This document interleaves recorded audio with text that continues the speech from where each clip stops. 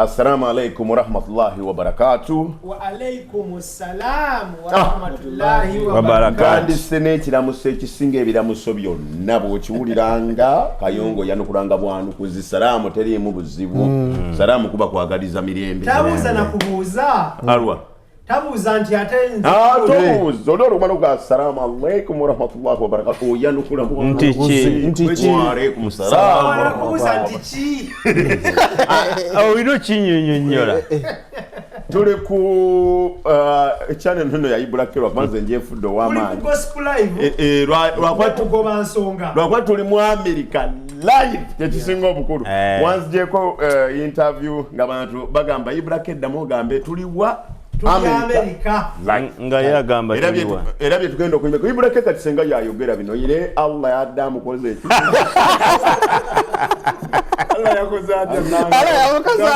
Yamugezesezza fenanga tulaba.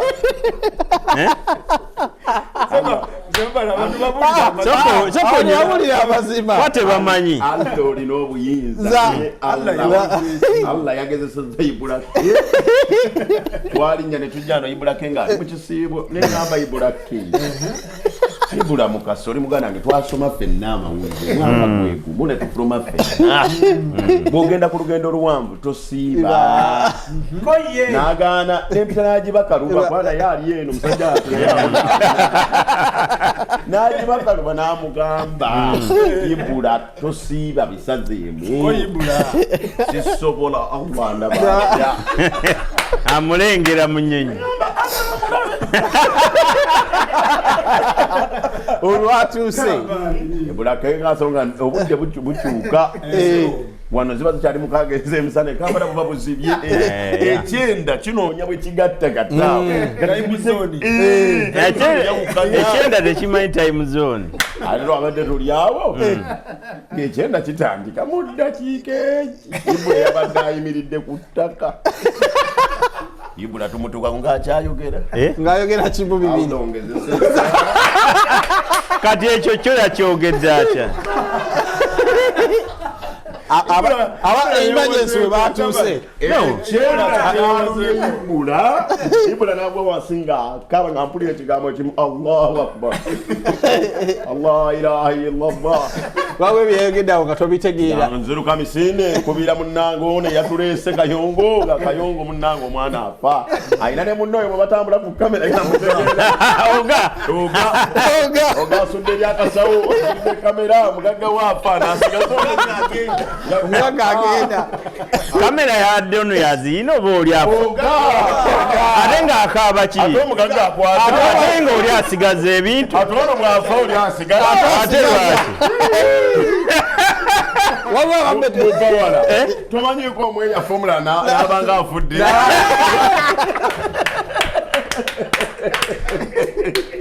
mumite emboozi Ibula kate bw'afa atooga aba agenze bulungi taddamu nakula ng'ani amuyita emu Amerikano ne woosi ng'oyita oga akole ki bannange Ibula agudde eri ng'agamba bigambo ki Allahu akbar awongezeseza ate ekyo ekigambo kojja yangamba omulwadde kakyogera waliwo malayika ebeemu agiyitani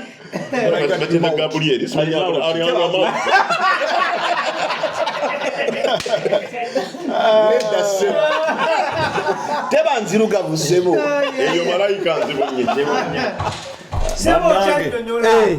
twegayirire nkubidde ono azze bano bamanye ebyomu America agambira bagite emergency bagenda wamasima nyiga 911 bagikubye banyonyodde obuzunze ensirise baluddewo okujja musajja atufaako nabaga nti abawona ekinene nnyo bamala eddakiika ttaano ng'okola CPR ziweze ttaano byonna twabikoze CPR yeriwa sikina kyenkimanyiiko mwakoze eki wabaddewo abasawo kanji kunnyonnyole CPR omuntu bwagwa omukka ku mumwa obita yenyoolera awo tumanyi ng'ogaawe yamuwaniridde ati n'abazungu ate bakungana bale what's happening naye nga yakigwa baba abazungu eki Allahu akbar. ya awo obidda buli akuŋŋaana oyamba oinaga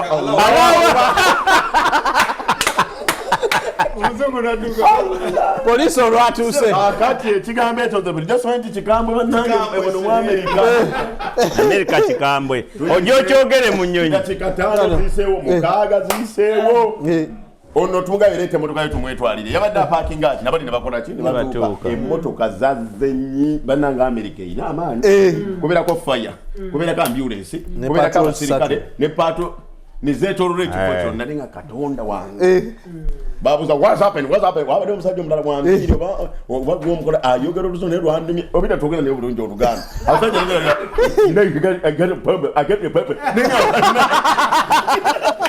oluzungu lwano bogera bataba twogera naye bulungi Naye ng'owekawala. wekawale waffe ffenna bwe tutyo nange bwonsanga agolulo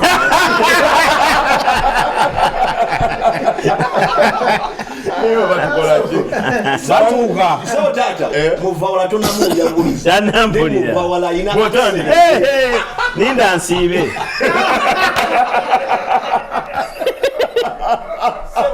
oli ku vice Sebo batuuka. Sebo vice batuuse nze ndi waawo ambaza what is the problem kati ekizibu nange natandise bubi omanya abasirikale bano batiisa what is the bo problem batiisa is a Muslim Omusajja n'akwata wano yabadde Akwatawo bw'ati. emmundu Ate nga Ibula akyayogera atya. Allahu Akbar Asajja ne ba naddayo emmundu kati nengatako ekyokubiri ntaasa is fasting kati ekyo kumbe tetumanyi tetumanyi ono ayogera Allahu Akbar Allahu Akbar Allahu Akbar omusajja mugambye musiraamu kyokka alimu Allahu Akbar ate ono mu Amerika ndoza Allahu Akbar omugitya tugitya bajjeyo emmundu bambuuza are you with him konze nedda ono omweganye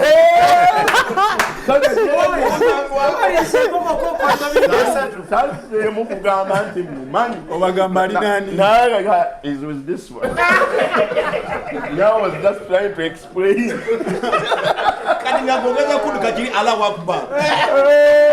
Sanja batabuse Engeri bamusakize nga bamuteeka katana. kakati bamukutte gayo bidda mukata tulowooza basula Ibula kumbe bamukeba baaza bomu tulowooza omusajja ayisa Allahu Akbar ayisa Allahu Akbar bakana muga Ibula Sirika. okwogera ekigambo Allahu Akbar ogenda tukwasa wano naye alongeredde nga yagamba Allah ate nongerera ku bugenyi Allah naye bannange Mukama n'atuyamba Ibula nadda bulungi enkulu tukikubireko engalo era mulaba Ibula oyo ne bamulaba tumutadde wano tunyumyemu ne yaddaezeeko nga tetukoze na interview naye naye kyenaku afazaali buno bwe bajja okulaga anti era tannaterera bulungi era ali ku byakunywa binamuzza enkulu era kyanzukiza jjajjange kyangamba whatever happens in life is a lesson wise era Allah yakugezesezza Kyogamba abantu balina okwechekingako bamanye mbuno. jjajjaawo yakyogerera mu luzungu yakigamba atya mu luganda bagendo bavaisi wamwe naye webano ndi musajja wakiriba nakyo tutandisemu katandike tuli wano ku YouTube twagadde kunyumyamu obulamu bw'emu Amerika eno diaspora n'ebintu bingi naddanga oli wano mu Amerika ono ye asinga kumanya bya ttaka ono asinga kumanya by'abantu ba wansi obulamu bwe batambuliramu wano tewali muntu wa wansi Mu Amerika teri muntu. teri wenna level kyekimu ya We are unity. anti wano tewali ajja na baasi Yajja wanajjana ki? nyonyi ekyo kikulu nnyo kyogambye kulaga nga wasomoka busomesa notire Mexico nga wawugabuuzi Nese bya tata era waliwo.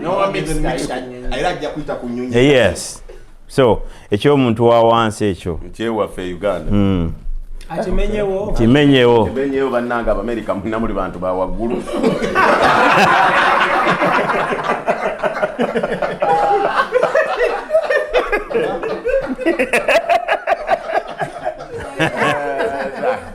so ina nawe mbagamba muli ba wansi muli ba waggulu eri abayinako obuzibu era mukyo toliddamu kyogera eriddamu nakukinyegako yadde nobakuwuliraga ye nga ntandika ntya nejjajja nga asinansi ayinza okibudde eyankusa n'olwekyo abantu bawaggulu engeri gye babeera mu diaspora eno bintu bingi ebibasoomooza ebintu bingi ebibawangudde n'ebintu birala bingi ebimu tulina okubayigirako kubanga bw'otayiga kansooke mu ebya investing tujja bijjako ebyo kubanga tutondeke ku bitambula kakati Charles Mupawala nga gwe yava eri n'ojja muno tuwemuko ku birowoozo bwe mutuuka muno mukola ki mubeerawo mutyamu obulamu buba butya ffe tubeereratuuka mu Amerika otiridde era nange ze ndi wano abeewange gumanyi sani gye balina eyinza ogwasooka okujja mu Amerika ekika kyonna kyamperekera ku airport bonna bajja ne banga tukwegayiridde bw'olondalondayo ku TV bw'olondalondayo ku gundi buli kyolonda leeta kuba baatugamba bagagga bakoowa ne basubula ebintu kasasiro n'oyuula n'oleeta naye nanoonya akasasiro akaliko ebintu wa tambula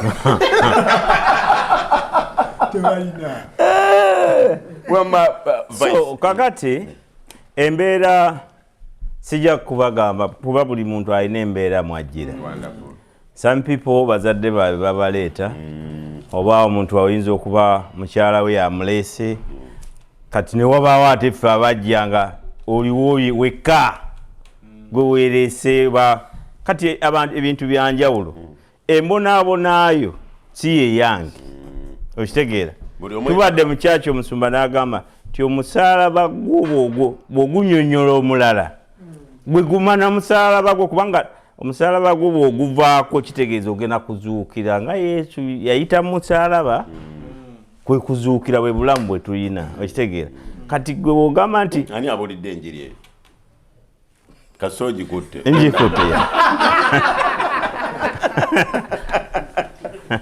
nkugambe pasita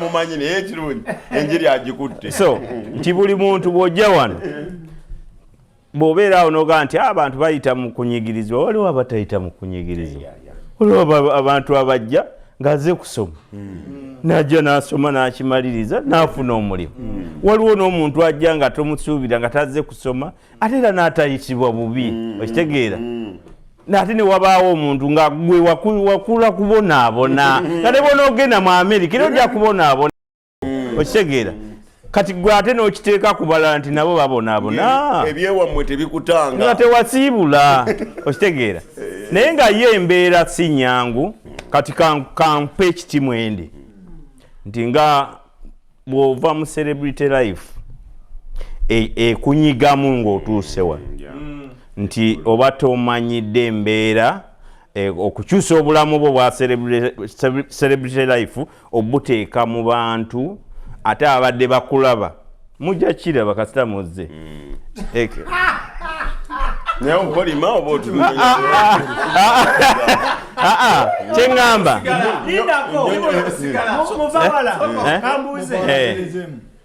eyo entando tusibiridde yameevu y'abalungu anti ŋŋamba najja wano emirundi esatu wulira najja wano emirundi esatu ng'era nninga mmwe nga njija nenkyala nenzirayo ne time yatuuka ne ŋŋaa you know what kansike buleki naye kati mwe mbasibira ntanda nti woyagala okusikira buleki bisuubire nti abantu ababadde bakumanyidde muyibulake mukasa bw'ojja wano nze kati ffe we twajjira wano twali nga omukozi wa rediyo esaawa eno abakozi ba rediyo tebakyalina maanyi ffe we twakoleranga ku rediyo nga you are big saali w'amaanyi ndi w'amaanyi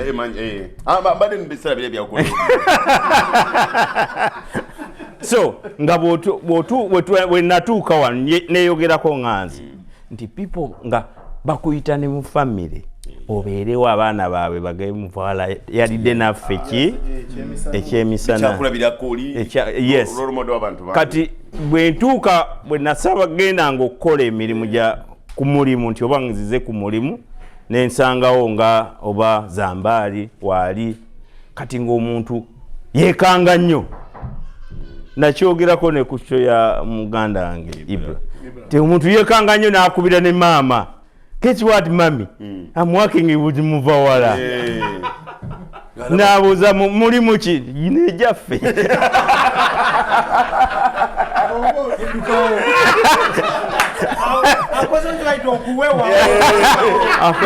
sikyamaanyi kitegeera so kati ate ne wabaawo abantu tulina gundi mwe tubadde Uganda tiwaliwo abali mu banking tiajja kusanga banne be yakolanga nabo ngoba olabe yali manager wa banka ogenda n'akuwa ssente ate akusanze ku mulimu gw'otamusuubirako okitegeera oba n'oyita Uber n'ajja ng'azunga ne Uber okitegeera ng'ate eri Uganda yali ki embeera erina weekukyusaamu naye abasinga obungi ajja wano kati ebizibu bya ng'emirimu egyaffe egya media kizibu nnyo okujja wano gufuna amangu wadde obadde gw'obadde okola naye ate omukozi mu banka oba looya osobola okujja wano ne kikuteekingira time ntono nnyo n'oyigirizibwako okitegeera n'otandika okukola omulimu ogwo gwennyini gwe wakolanga e Uganda naye wano media okujjako ng'ozzeemu buto n'osoma kwate ffe ba media people abasinga twalinga tetuyina bipapula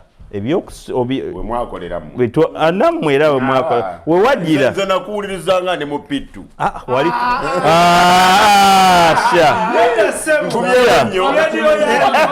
ku rediyo ki kati ate ono kamuwabule ono antabula ne taata nti yakolanga ku rediyo kati bwontabula ne muzeeyi wawulirizanga muzeeyi nigano naba wa myaka emeka yawuliriza antyantabo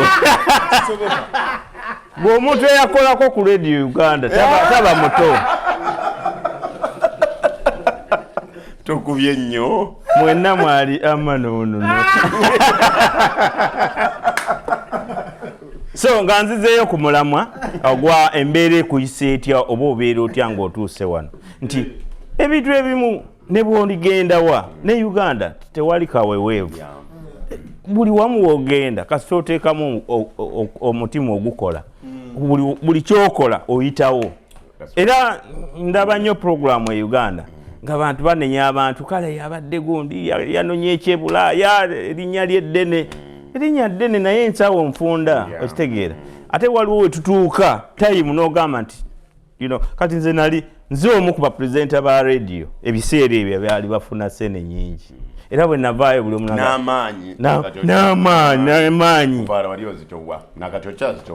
nkyazitowa n'amaanyi nga bwe navaayo abantu Muvawala agenza ati ninze nerowoozaako nga nze ne famire yange siina kulowooleza community nebaliramu neŋŋamba kakati abaana bano benzadde mu myaka 5 so bayingiza college nga nkyali kuno omulimu okitegeera because I wanted my kids bayite mu masomero nze ge neegombanga gesaagendamu okitegeera neŋŋamba nyina bakolerera nga bateekemu awo ojja kuba mbakoledde ki future okitegeera kutegedde nnyo kulwako ennyo Brian Kayongo gwe Mukama yakuyamba naye kyensinga okwagala omuntu atuusa wano nayogedde okutuuka buli muntu ekyakitegedde ojja nobaako byokola bw'omalirira ofunamu era emikono bw'oddawo mu kulangajja era ensi yonna wonna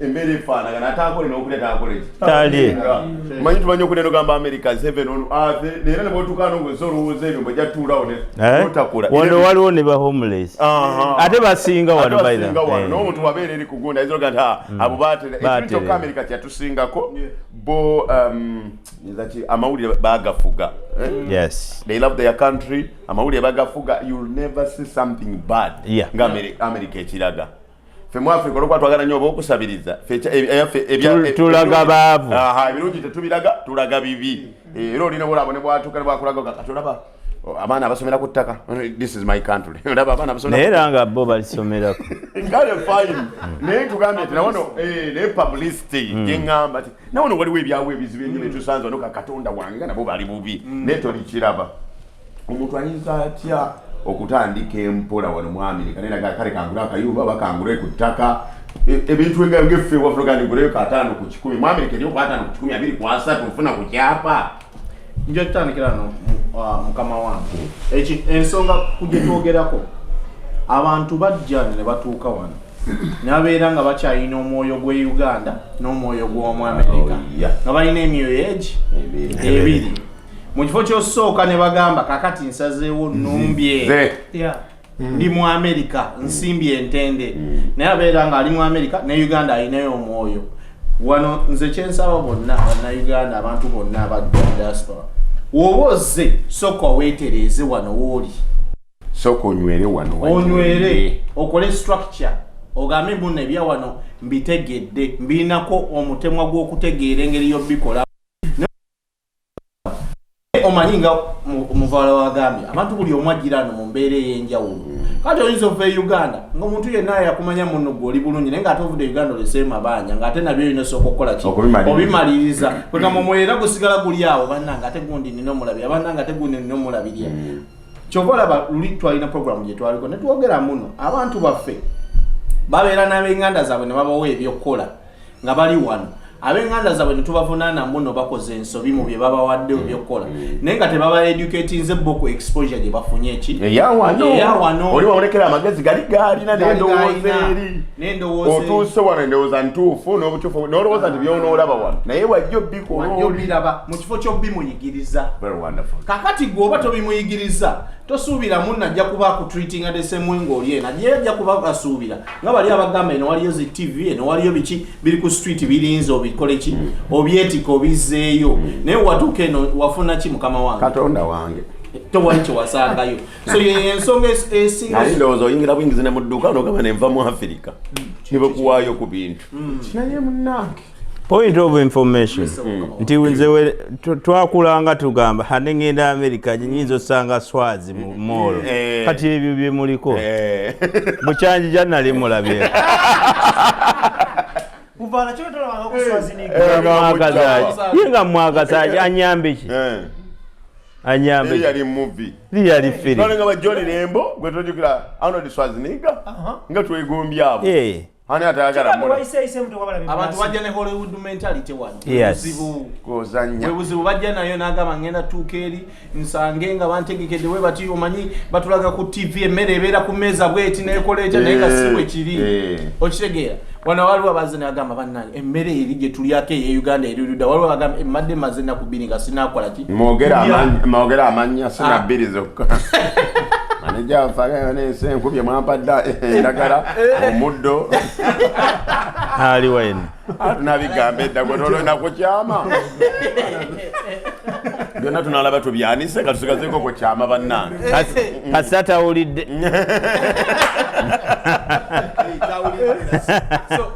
kwegamba ekisinga obukulu mu kyonna nze kwena ensonga kyenyinza okuwa abantu nga tebananatuuka kukola ebyo bintu byetwagala bakole kukusooka kwetereza bwongo bwabwe bantu banyinyi bajja basomesa kati gule ettaka wano senga wakubire kojja wakubire buli omu akuwa amagezi akuwabule because bamanyi mbunno gyogenze wali eki essuubi naye ng'essuubi odifuna n'osooka odditeeka ewamu n'osooka ofuna okutegeera okukola ekintu kyonna soko wenyikize wano wootuuse because wotenyikiza wano wootuuse ogenda gwa ku bantu abakyamu nvaala si wekiri wekiri abantu bootuukiramu nabo badefininga obulamu ng'omu America muno kintu kikulu nnyo osobola otuukira mu bantu ab'enjawulo nga bo balina direction olina gamba nze ine direction gye nakolanga nawe n'ogenda bweyo bwe buzibu bwetuina ano buno otuuka ano buli omu alina mentality ine direction gye natuukiramu kyekino kye natuukiramu buli omu akubulira kyamaanyi natuukira mu kamu kyamukira natuukira mu nursing tojja bisobola mbeera mu nursing bunnange ate no bunnagenda ebyo tujja kusoma n'empapula ojja kubawo zifuna kati gende wa maama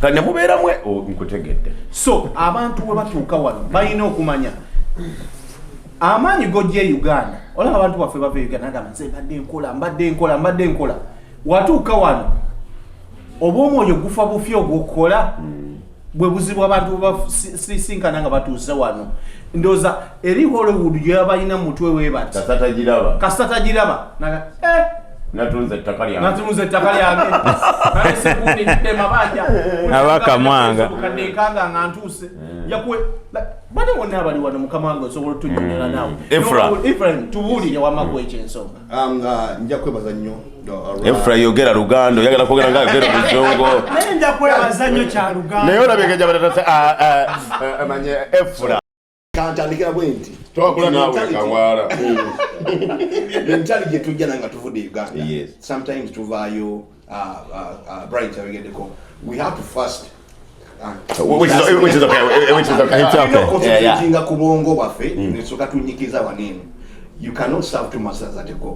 You can't do it nti bojja ate buli omuntu alina waayita bright gwe ayitiddemu si bengenda okuyitiramu oba tuyagala lasi ebigere byoyina si bengenda okuyitiramu so you have to be focused kikyoyagala in your life.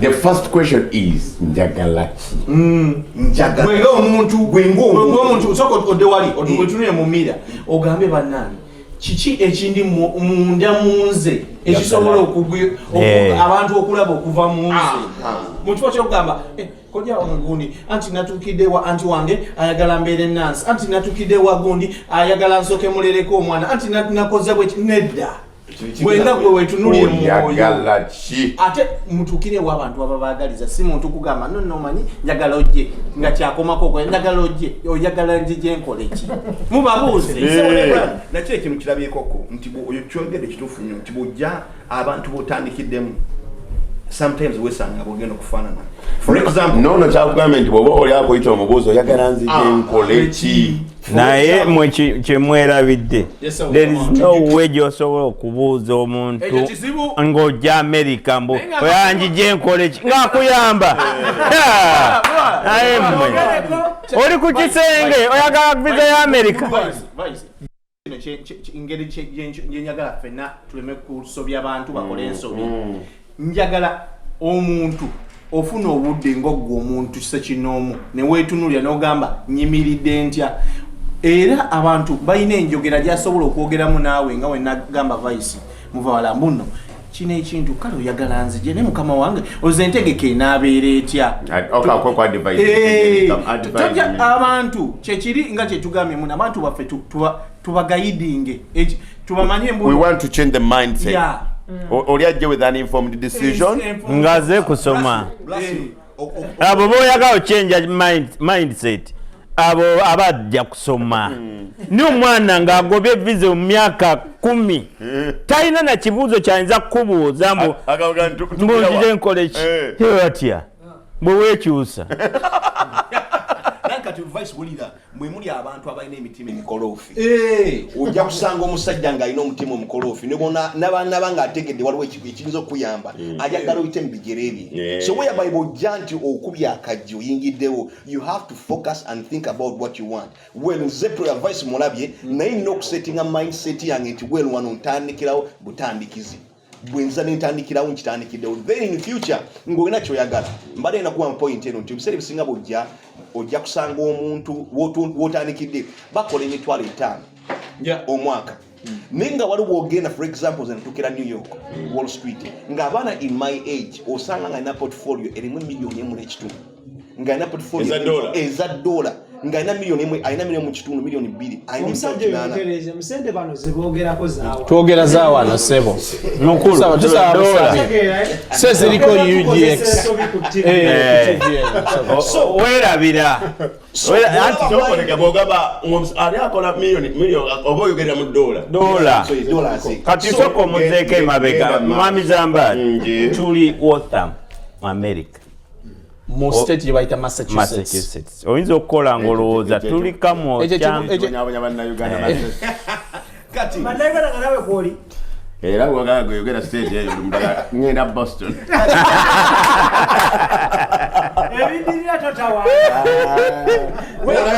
mwogera Massachusetts osanga ekintu ekifaanagana bwekityo into your life obwongo bukyuka obeera polished in your mind kati ogenda otandika okulaba ebintu nga bikyuka because fena bwe tuzaanikidde emiri twatandikiramu si gye tulimu olwaleero nze natandika nga concierge neba concierge nembeera pola then after that obwongo ne bukyuka naye nga bakyusa obwongo community gyembaddemu ngenda okudda ate eno Boston ng'oli yeyagalya mu mitwalo egi omwaka naye ng'amaze wano emyaka 10 ngaaga because obwongo buli stagnant awo bwe yatuukaga maki kyaggwa ne if you come oyina nga bw'ogambye Brian nti abaana tujja ne energy ne sometimes bw'osanga ng'okola $100 ogamba kyaffe kyaggwa naye nga jjukira waliwo abakola sente $100 olwo ng'asobola just a second ng'osobola musanga ng'akolera wiiki asobola okuba omutwalo n'aguteeka wali mu wiiki n'aguteeka wali.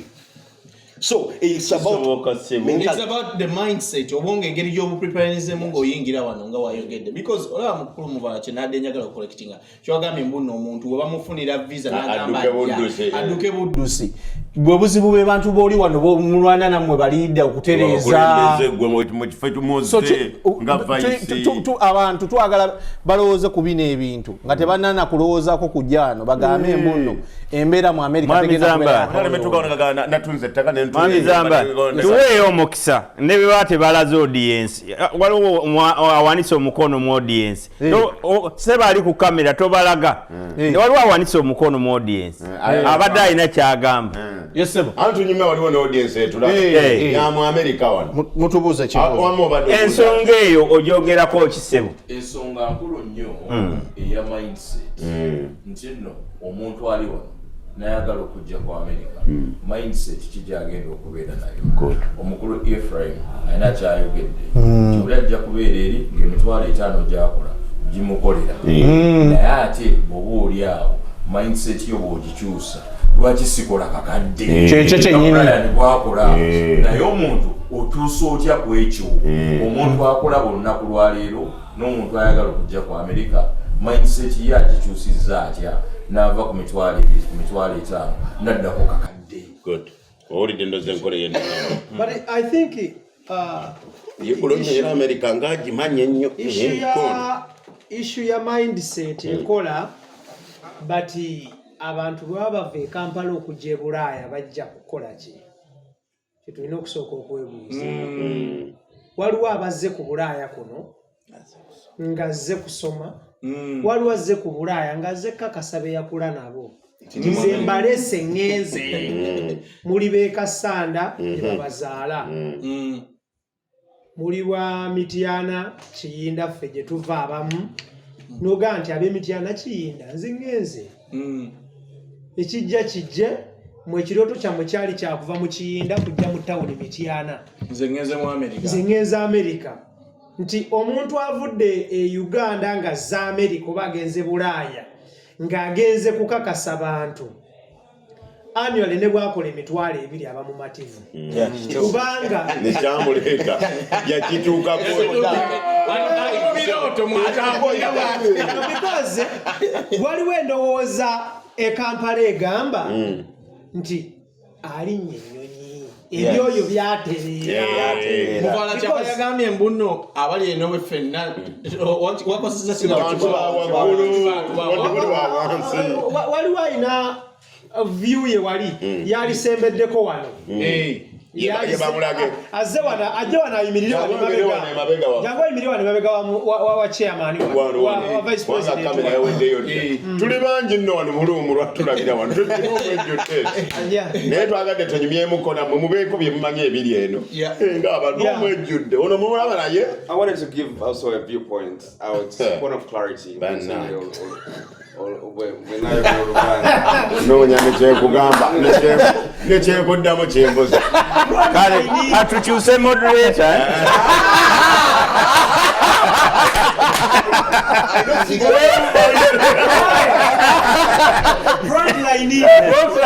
atuvudde mu barometer tugenda so what I wanted to add, I think what you guys, the point you're trying to touch on is information. Yeah, that's great. We need to provide our people with as much information. Right information. You were right about, you guys were struggling with something. When people are living in Uganda, half the time they're living out of desperation, they're going places, they have no idea. Yeah.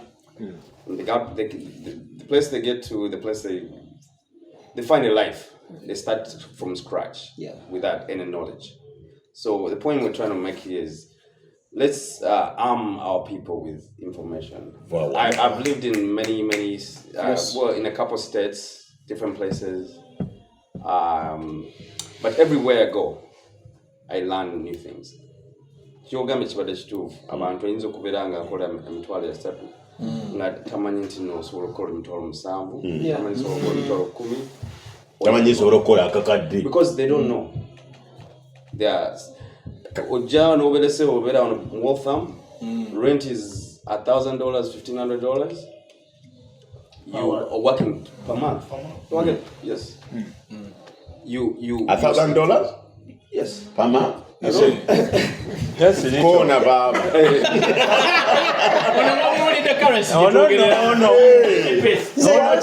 Ono mugamba $1,000 ng'osula mu basement. Yes. That's the basement yo. Omuntu akimbibuuza.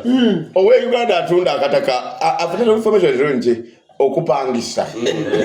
Bashasigaza ettaka lye n'asigala. Awasinga okuba watono ennyo wano ng'osula mu basement kakawundu katono $100.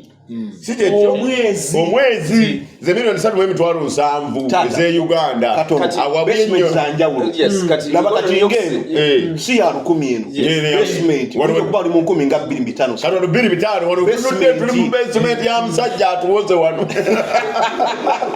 dole 25 zesede mbege. So this man lived in New York, right? Yeah, right. You see this basement right here? Yeah. This could literally cost you $5,000. Yes, New York. Yes. So omuntu oyo ayinza okubanga akola emitwalo 10 oba 15 but literally sente zakola asasula rent. Mitwalo 6 omwaka. Neno omujeyo and they live in another city nakola emitwalo 6 but they're actually doing more with the money that they have because they're not spending all of it. Yeah. So chagezako kutugamba is abantu, let's avail people with information about life in America. Thank you, boss. Omusajja ono kyokola bavudde no mu audience ono gwe mulaba mwana waffe bamuzaala Kampala kona baba. Yes. And ngabo gambye like abantu abeera wano Boston najja nti nayingira nursing. They don't even like it. Yeah. Ne abantu gwe yatuukayo. Yamugamba kyekiriwo. When I first came here nga abantu bangamba nzira ye Uganda nibanga ogenda kuddayo okola yoki because there are people who don't know it's okay. Yeah. Daye Uganda, wetereze if you coming because I wanted to come. At first I came to America as a visitor, but I wanted to come back as a student. Good. Nzisagala kubera underground sina chipapula, you know. Obere ku pressure. Tani kusoma ebintu byesagala nursing simanyani ene osegera. Don't be forced to. Yeah. Go back, collect yourself. Come when you're ready. Yes. If it means that. And then abantu tetubaka kama into obyetaaga. These people try to find themselves. You don't have to live in Boston. You don't have to live in New York.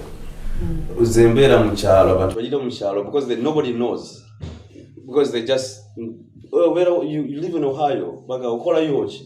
Tamanyi na jai. Tamanyi na jai bila kugana. Baro zolima. Every place you live.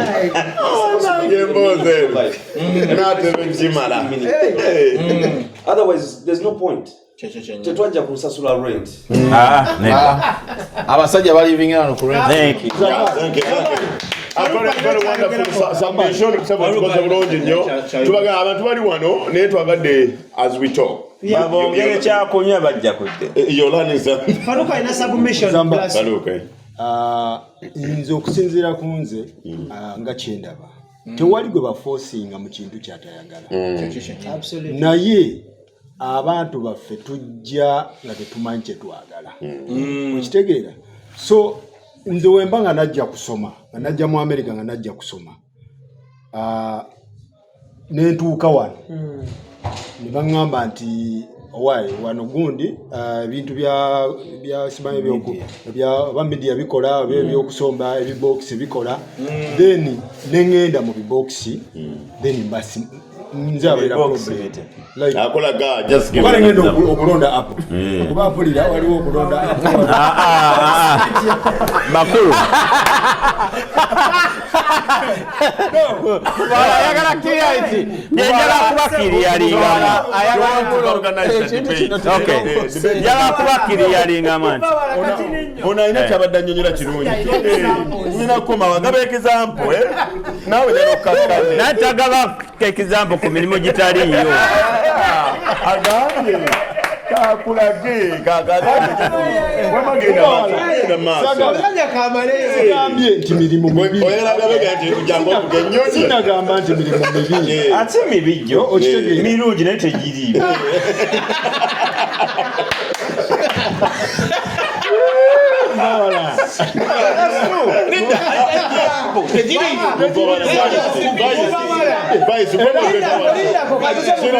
Sema kuotwala ministry ya leba muno manye ono yagikola nakaji mani yokulonde box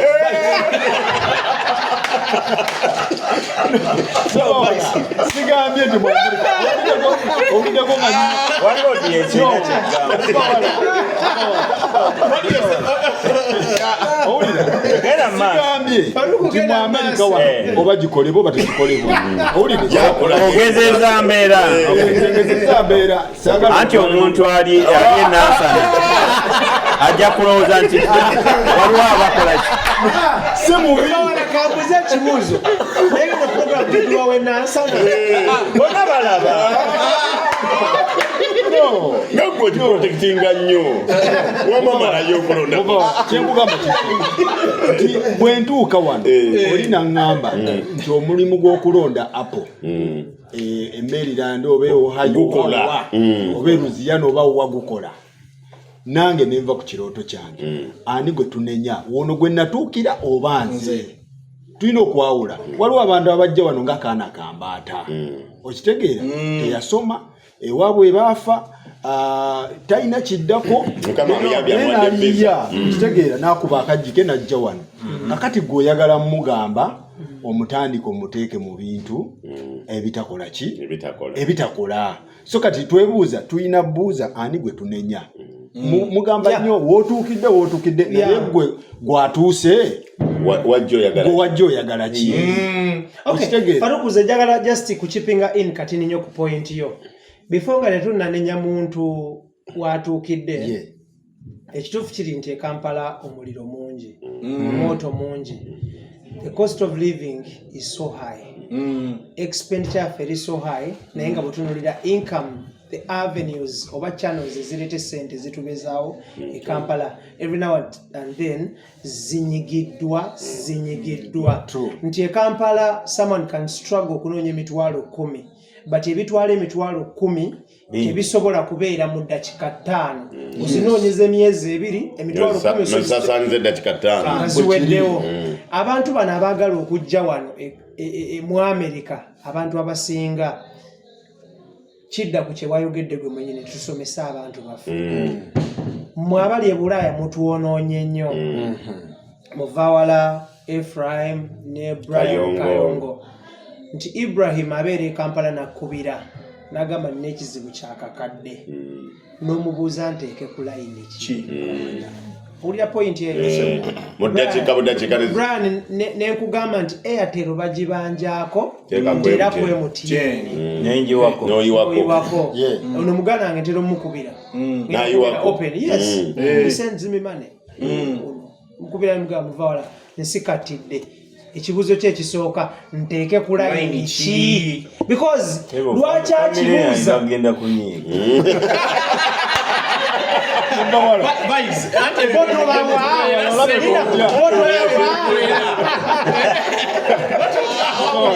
Olaka toli ready. Chindamu. Botobawa. Mutabani na mutsabi. Arumbo yibula. Oshagera. This applies to Brian Kayongo. Yeah. Ekibuzo kyabwe era ne Brian yakubuuza nkutere ku line ki. No mugamba Airtel bagibanjako. Nenda mukono nya era kwe mutiyene. Ne mutuwereze sente zino.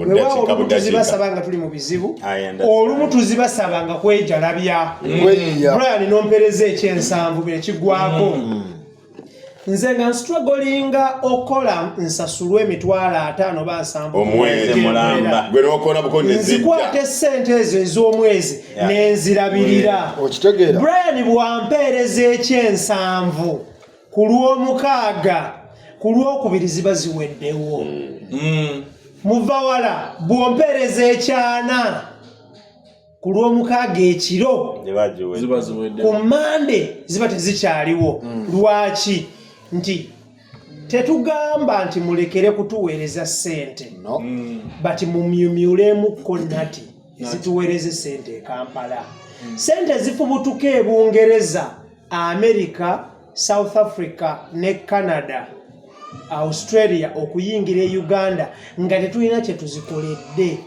nyingi nnyo. Nezireetera abantu okulowooza kati nga tewaliwo service delivery yonna kati bwe bukeera ku makya ng'omwana oba omuntu nga Farouk Sakozi ng'aweza abantu abali e Bulaaya 15 okimanyi nti Farouk Allah ng'amugeredde bulungi akola omusalo ogusinga ogwa CEO omu okimanyi asobola okukuŋŋaanya essente nga ziri wakati wa milioni 15 ku milioni 2 omwezi mu bannabulaaya 15 ng'ate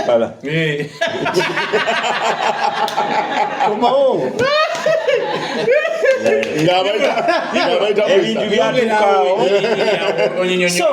ate gwoba oyamba buyambiro bambi wankubiridde abeera n'abantu benga 15 Faruku bwakubira muvawala muvawala agenda mugamba onkubidde ennaku z'omwezi ziri 2 pecheke yange eyingira 3 oba 29 nalunotinga nabuga naye mbadde nsaba kyoyagala kiri agenti tekiri agenti njagala kulaga omutima omulungi gw'abantu b'e Bulaaya wadde abantu bambagamba mwayononeka naye abalungi bakyali bangi ndi pecheke ya 29 kiri agenti kati Faruku bw'apimamu nga wagenda nti kiri agenti ogenda muwa kyasa tukifu kyenkaaga ng'agamba kati kirinda ng'akulinda paka nga 29 n'omulala ogenda ogiraba oti ng'akoze miliyoni ze 10 ku 15 oba 10 mu bantu be 2 abali mu diaspora abantu bano bangi nnyo muvalo sobera okuba ne mukwano go nga Ibro Sakozi oba omuntu omulala yenna oba Kalima Richard nga yali agadde ajja kuba ekyeyo naye nga buli lwogira bwoti n'omunyiga ekyataano n'akakadde ng'asikattira ng'atuula bw'omugamba nti funa vizo gye bw'ajja bw'ati amalawo ewiiki ezi n'agamba nzizeeyo n'omuweereza so abantu baffe bali torn between two bali between crossroads ngende ku nnyanja njiga okuvuba oba nninde ekyennyanja ku mwalo so kiddayo gye muli okutusomesa ffe abali ekyaddondo enkwata ya ssente n'ennyingiza ya ssente ani alina okuweebwa essente lwaki zimuweebwa era ddi submission onomboza bulungi gwakati ate kyoyogeddemu kibadde kitusomesa kibadde kiri ku bantu bangalo bunani kyeralikiriza ggwe abatali bakozi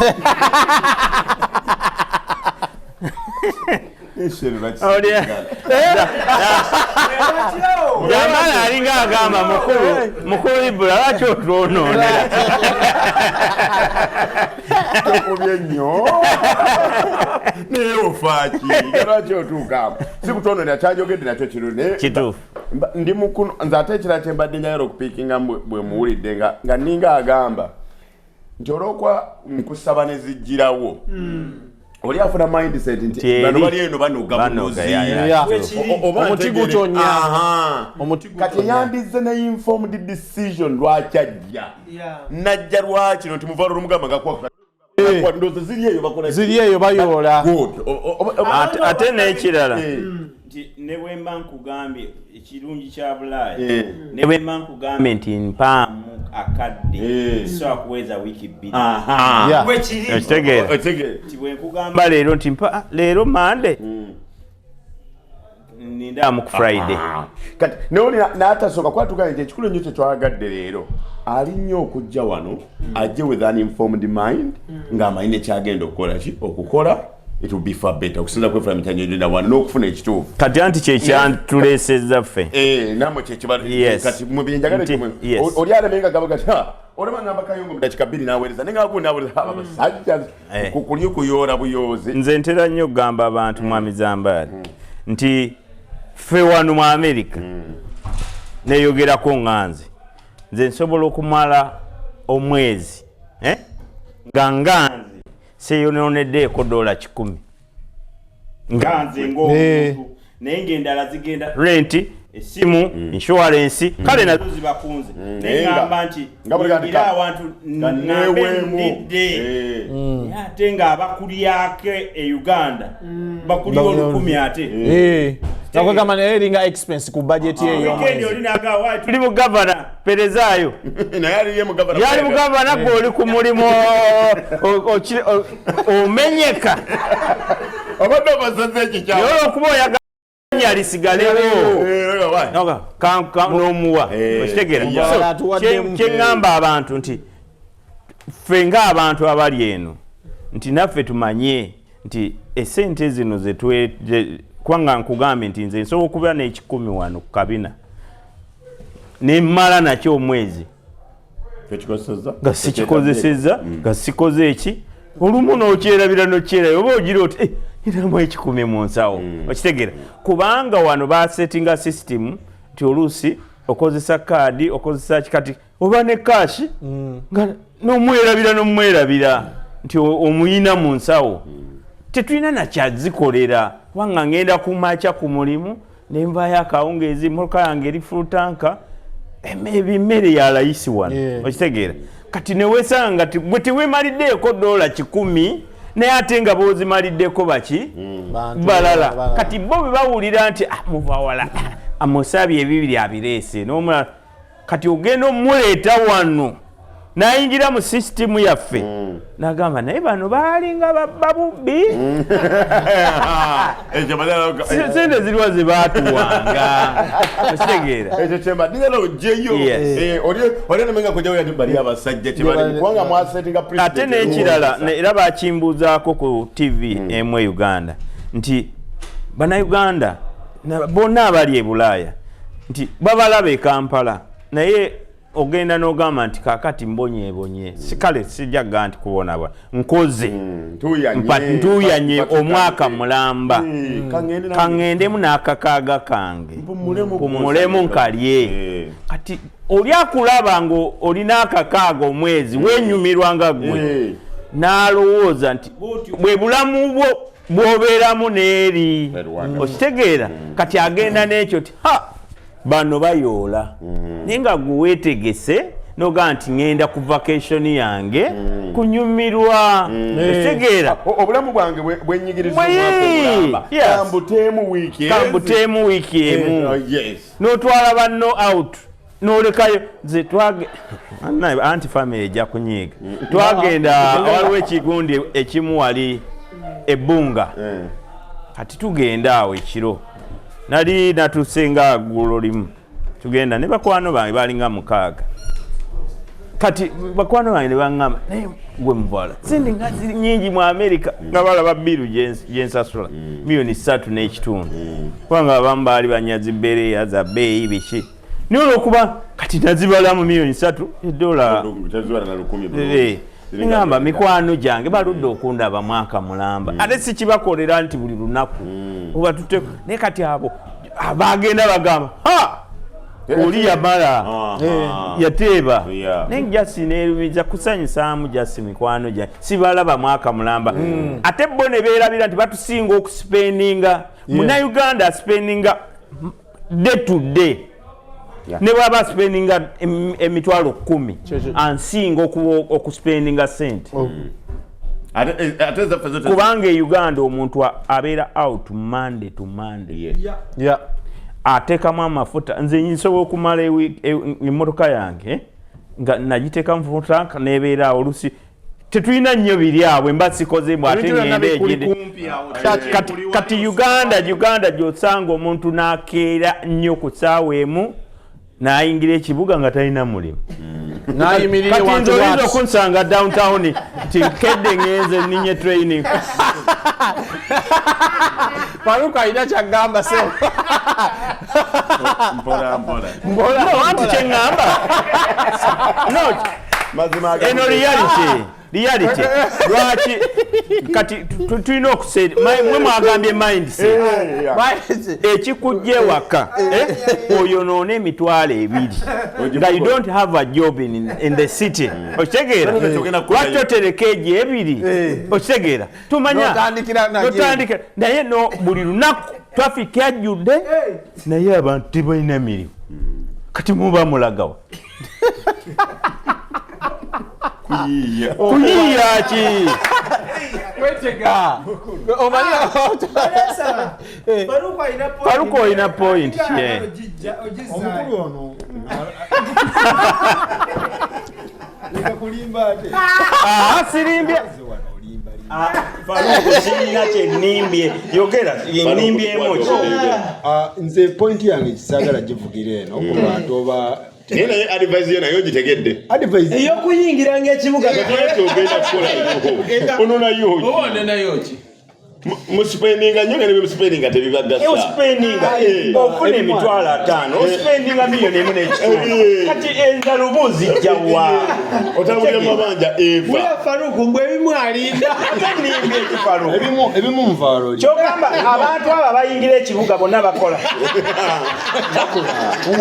abantu mu Kampala bakola naye lwakuba okukola kwabwe si kwekwenonga okwewaffe okitegeera okwewaffe kuyiriba kwegamba kulimu ebika okola kweno kwanjawulo n'okwewaffe abantu bayingira ekibuga naye abamu bayingira simanyi bisitowa simanyi biki ne bagenda ne bakola okwammwe kwanjawulo lwakuba kati gweobalabanga abali idol naye era bavaayo n'akamufune bulungi okwemulugunya kwamubawala yejjamu okukwata okuva Mande paka Sande jamu oyo baba bavaawo abaddawa wemba mugamba jamu akwata omuntu asobola avuga mafuta n'ayingira ekibuga jamu n'akwata ng'avuze ga bwereere aba agenze kukola ate azijjawa zavuze anti ono tagaye nti kugambe lwaki oteeka mu motoka emitwalo gy'esatu ng'ate ogenda mu kibuga tolinayo mulimu oyo jamu mpozi ng'ogamba wakiro wamamaala naye bagenda mu bbaala njagala Faruku atunyonyole yagambye abantu balina zitunyonyole enkola ezo no abantu bayingira tolaba mu kikuubo nti omuntu agenda mu kikuubo n'akola ki ne bayingira ekikuubo ne bayiiya bino ebigundi bino by'okutunda simanyi obugundi emirimu gy'omenya gyonna agigoba kati olabanga egitali mirimu bwe nakuddira ku mirimu gye natandikirako mu Kampala nze natundako ebyo ku kyati awo kati kyati ze zisingamu kati bonna boolaba mu jjamba baba bagenze ku kyati abasinga wa kyati ng'avuga emmotoka anti kati ogasa abeeyiya atalina mmotoka n'ayina emmotoka Kampala mulimu emmotoka mmeka muva wala temuli mmotoka jasingulo zenfunda ne zifuusa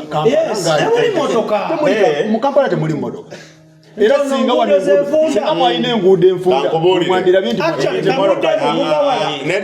ekisoma mu Kampala discipline tetulina discipline ku mmotoka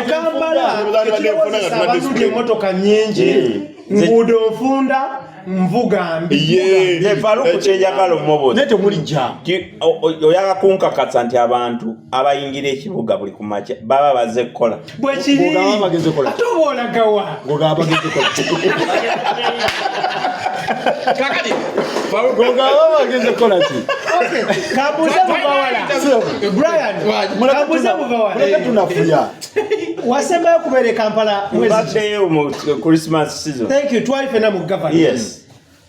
walaba abantu abo nga bavuga baddawa nzizi ndaba zimpisa osegera so kati no mwafunye bubi kenade yao bategeeza obalaga ti abantu e Uganda nti emirimu tewali okitegeera naye abantu bayingira ekibuga buli omu gyasuubira munali esuubi yes kwanga bwoba tolina muliyo osuubira kufuna emitwalo 5 ngati you don't have a job eyo nsi ki kyengezako kutegeera abantu baliwo kusuubisurvival buli kaseera kyenjagala onanyinyonyola naye ate nti omuntu azze mu kibuga kyenjagala ate in fact Ibra yakyogeddeko bano abasajja be basinze n'okwonoona ensi bwegenda ocekinga amabaala gonna agakuba ekiro abaana abo babeeramu bajja wa ssente era bano wamma mwami Faluku besinga ku bbaala ebbaala kyekintu ekitone nnyo mu Kampala mwonoonye debate yaffe gwe moderator tetuli ku bbaala zamaze mwagala tetuli ku bintu bya moderator yajonoonye manade looza mbaleke nengezo naje mulaka kati sijengera tukomewo the issue was tuyamba tutya mu Uganda akyali eri tasalanga kujja wano mu America okufuna uninformed decision bano baganidde information tetulina information gye tulina tebalina gyaganidde babadde batuwa kyakulabirako nenga naffe tubayamba balina bye basuubira ffe bye tukola obukyamu olina kubawa kituufu naffe nekugamba naffe twali tulowooza bwe tuti etereze ensonga eno mugibuusa amaaso lindako Falu kubanga lwaki ono kyabadde annyonnyola kyekintu nti ye alowooza bwe tuba mu Uganda tukyakaba nti ebbula ly'emirimu liyitirivu era abantu tebakola ye lwaki akyalaba emmotoka nnyingi nga zikwata okuva ku Mande paka ku Sande nga kambuzeewo ekibuuzo abantu balagawa ekika kyenjagala mwami Muvawala oyagala kuŋŋamba nti someone can drive from Wakiso to Mukono nawe tanadde Wakiso ng'ali mukuba ate kati oluzena ku kyakuvuga omuntu atambula okuva e Kasubi nadde Kampala ku bigere katalina mulimu Muvawala kubanga buli omu amanyi Kampala we wali ki Muvawala wali ku radio nzijukira nga ndi muto ndi Nsambya ewaffe mu barracks ate wali muto ulira kyengenda kwogera ebyobuto birekee Muvawala ndi faaniwo kati nali faaniwo luli ndibeera faaniwo because you have a lot of humor wafulumyanga statement egamba kumakya maama wange yaterangako radio mukyala Sara Mukasa okunoonya omulimu gufuule mulimu olwaleero oli mu kukikuba naye nga you used to encourage people nti fuluma ove waka ogenda onoonya omulimu Muvawala wagamba nga abantu kumakya nti okunoonya omulimu gufuule omulimu watyanga abantu bano bewemulugunyako mu transit muno babanoonya mirimu anti kakati kyekugamba ani yabagamba nti omulimu guli Kampala wokka Not Muvawala. One thing, tuba tuogera ko mu town. Yes. Abantu babera mu CBD. Senso okongera ko ekyo. Mubanonyeze emirimu mulimu ekiseera wotuuka nga Uganda ekonyize ng'olina kuyiba bwiri. Ng'olina kuva ewaka oyingire Majestic. Ofate. Kutomere mukutobere. Oboli kamu bwoti olina akutomera. Toyina mulimu oyingire Majestic. Kati batuuse gyemba te. Toyina mulimu oyingire Majestic. Toyina ko wadde akaduuka wabula olina wakaduuka. Brian atunda amasimu. Mugenda we talking about nogamo ki? N'otuula ku lujjaawo. N'anoonya iPhone 13. Brian tagiina ajja genewa Muvawala agiina agambe ya milioni 10 ya milioni 3 oli ajja mugamba leta 3 kitundu uya amuveeko waliwo abaana be smart gira ku Lumu Street wali eri ajja kulaba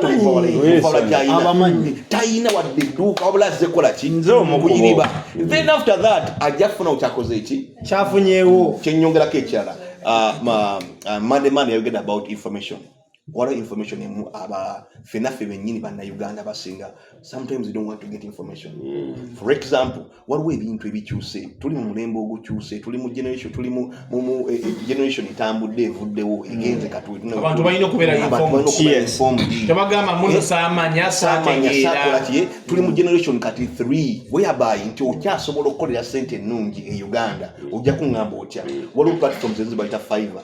If you have a skill for example iblo ina content waliwo abasajja bogena ku Fiverr ng'osobola okukwata gundi video ezo n'okola ki n'ogenda ne baza editinga ningo oli luddawa oli Uganda okyasobola okugenda ku Fiverr okwo ng'osobola okuba art mulungi nnyo mulimu abasajja abasobola okujja bakufuna ng'oli Uganda bakusasula esente zeezo information ekweri ku internet then Fiverr yokka waliwo Upwork bana amalungi okuwandiika ebigambo mulimu atasobola kuwandiika nga tumanyi gundi generation wegenze ntibayimanyi ne if you look for that information n'okwata data ono n'otamayira nnyo ku Facebook n'omukozesa gamba n'otamayira kwogererako birala n'omumatisa n'ogamba how can I improve my life ebintu mwebiri kati for example waliwo n'abasajja katabala nga ye agenda bugenzi ku waliwo Alibaba okyasobola okukwata Alibaba okwo n'olaba ekintu nga bakitunda $2 oba 3 n'okikwata n'ojja n'okitunda even Amazon kubanga Amazon ne bwoba oli Uganda you can work out you can work out so n'ojja n'okwata ekintu n'okwa Alibaba wala kantu bakaita tabo n'oka placinga mu account yo n'otunda ekintu ng'okitunda okijja ku Alibaba okijja no mu China tokirabyeko tekikoze eki n'okitunda mu Amazon ekola ki n'ekitunda ningo kyali Uganda obuzi bwe tuyina tumayira nnyo obuseera byaffe information ku bintu ebitayamba nnyo n'oyonona data n'omwonna mu bintu ebitagasa ne but if you get that data n'omuteeka ku simu yo n'onoonya ebintu bisoboka ekirala okyasobola okukwata skill gy'oyina tugambe eyo good oba oyina IT biki you can code you can do what n'ogenda ku Upwork this people they make a lot of money oli omusango omusajja ng'akola an hour ajja gikola $75 just ngotako mutesi $75 tagala kumanya oli luddawa that's why India abasajja abo bafunye nnyo sente mu binimu ate America tebe babakozesa okuwulira ekintu kimu abantu bafa obuzibu basanga kati abanga omukulu statement yawadde abantu bafajaga anti omanyi siina computer anti omanyi siinawo data anti omanyi siinawo ekyo tunanya mmwe mwatumanyiza obbasabiriza ne mutuwa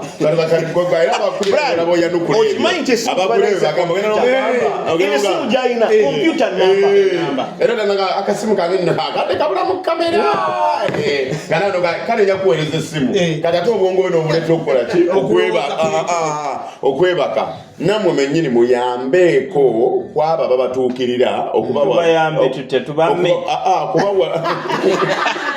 okubawa proper information ennungi enaabakyusa so si kubamma ate okubamma oyinza okubayibula n'afa mwami Zambali njawukanamu nammwe abantu bwe mwogerako genda okotandike IT bikoze biti aba bantu banjawulo abantu betwogerako people aba strugglingze e Uganda nga Ayagala kimujja Uganda ajje wano sina wano oba Dubai oba South Africa gikimusuula ye abatayagana kulinda kumunnyonnyola bumunaye bw'ojja atandika kino ebyo bimubulira atuuse iyo namba nyingi yesinga obungi naye bino byogamba nti ate tubasomese nga bakyali e Uganda bajja tuyita balugezigezi mwani yabasomesa nga mugende segera so abantu abamu bwe bati yaba ayagala kusaba visa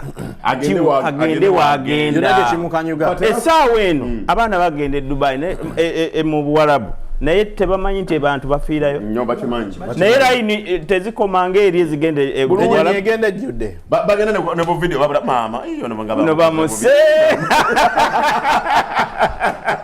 naye nga balinnya ensi we yatuuka wadde we wali neffe nga babagambye newankubadde embeera bwetu bweri ffe tekitugaana kugaba right information oli atomere ng'amanyi ffe ekituleese wano anaafuna omukisa n'alaba bino yatuula agambe at least waliwo kye baŋŋambye come what may naye nga tulinako ekituufu kyetukoze kyetubanyonnyodde wakati omwana yennyini akyasobola n'okwesondamu ssente okufuluma eggwanga aba atandise okubangukamuko mu bwongo ng'asobola okubaako bino byawulira naga yes Muvora yayogera ku kino, Faruku yayogera ku kino, Brian Kayonga yayogera ku kino, Ibrahim yayogera ku kino.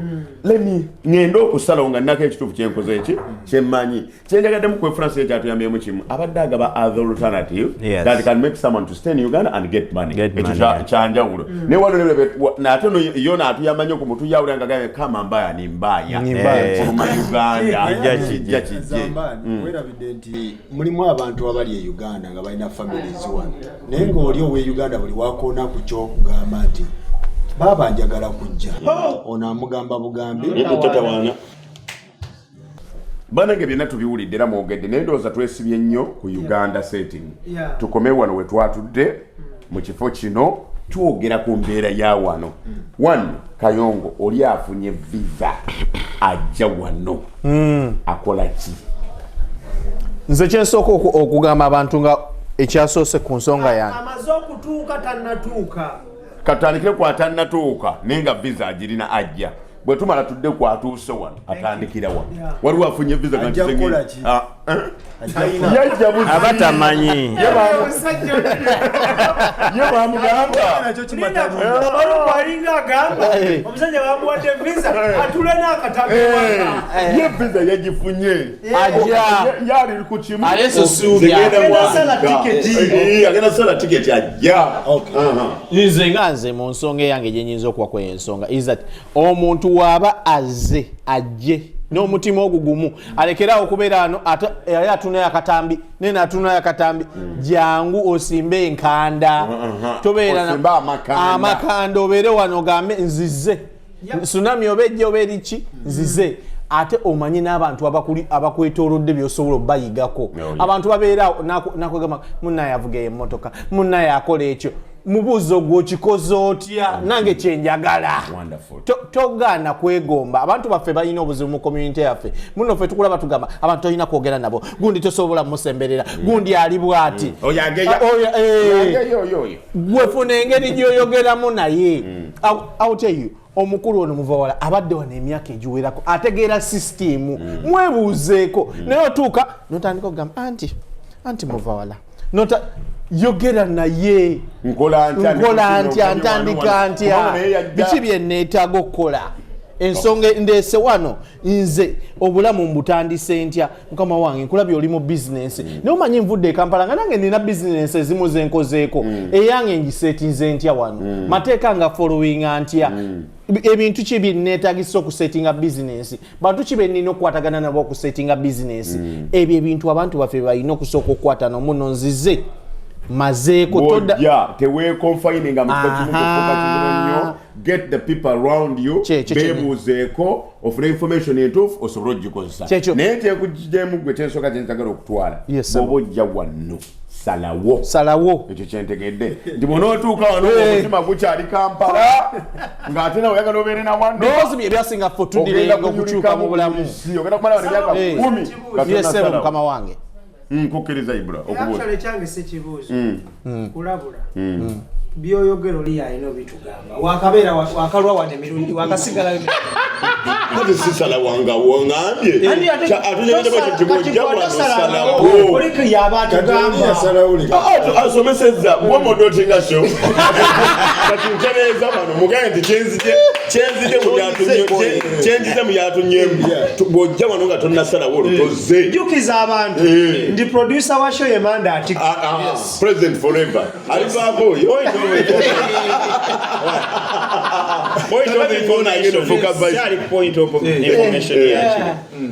abantu okujja nga oluusi bakyalina amagulu abiri kati waliwo omuntu ajja nga azenga ye ngekataleseeyo wadde omwana wadde omukyala waliwo abajja nga alina famire ekiwa e Uganda kati abantu abasinga ababa ne famire abatagidde ddala era ogenda okuwulira kambeere wano emyaka eki koleki nzireyo kati ne wabaawo omuntu ye ng'alyo ng'asonze embeere taleseeyo omwana taleseeyo omukazi okuleka abazadde okitegeera kati oyo ye mwangu wa kusalawo naye bano bandese mukyala n'abaana oba awo ng'ogamba kanjiyeyo mu myaka gyange ebiri nzireyo nsange abaana bange ne maama abaana nekikukwatirayo wano so kyembadde njagala kugamba si kyangu kusalawo nti kati Uganda njitadde tetubamye ejjita mu bwongo olyaga nti kati leero nzize kusiga ogiteeba ki egwa ajo nagambye ng'olinayo abantu bo tolina bwogita kiba kizibu okusalawo walekayo abaana bo n'omukyala tosobola beerabira musigala ku vidiyo ekyo kyekisinga okuyisa obubi muntu nga wakajja wano kibalemya nakukola ng'olaba bulabi famire yo girabira ku vidiyo obeera stressed nga abaana bo buli lunaku obeera homesick eyo eyinza okukumalako emyezi 6 noteekako music n'omuwuliza emirundi nga 10 n'okubira omukazi oli waka nagahanga nageza wa mama nampajja niza n'okulwayo omutima ebadde point of information okwongerezako kwekyo naye abantu tubagamba muno bagize wano bayimiridde entende abantu bwe batuukako babawa information nakyo kirina okuba ekibuuzo mweno topic we basookera because oyinza okujja neweebuuza ku mukulu muvaala nagamba nono nange sibitegeera bulungi oba mbitegeera bulungi oba naye n'abeera muzibu okukola ki okuwa information so tukikakatako n'abantu abali wano nga twogera kweno ensonga batandike okubuulira abantu information batandike okusomesa abantu naffe kyova olaba nga we tuli mu capacity yaffe nga abakozeko business tusomesa abantu tuli mindful ne conceptual tugezaako abantu obakakatako tubasomese tubayigirize ebintu we bayina obikola mu business because naffe waliwo abatuyigiriza so muyina okuba nammwe mwetoloola abantu abayina omutima ogukola ki oguyigiriza omutima ogugattako muno ayagala nga ye wali mu kifaananyi kyalimu asobola osiga ekifaananyi ng'abantu abala 10, 20, 30 because buli osiga ekifaananyi ekimu ekiri mu ggwe n'okisiga mu bantu abala 30 community egaziwa community tesigala kyekimu toyagala mubeere mu community nga mukola fundraising ey'ekintu kyonna nga one of our targets okugula community building that's our mission nga ffe community ekintu ekyo tosobola kikola nga gw'oli omu Brian oba n'abantu abakulinaanye nga mwemweka abayina muyina okubanga abantu bano abajja mu beeducating nga naawe oli willing okugaba information kiringa lwonabeera mu family nga gwateredde ate nozinga n'abali okutereera buli kaseera embeerera enyiga ggwe olanga era nze kusaasira musaasiro badde nje yeetisse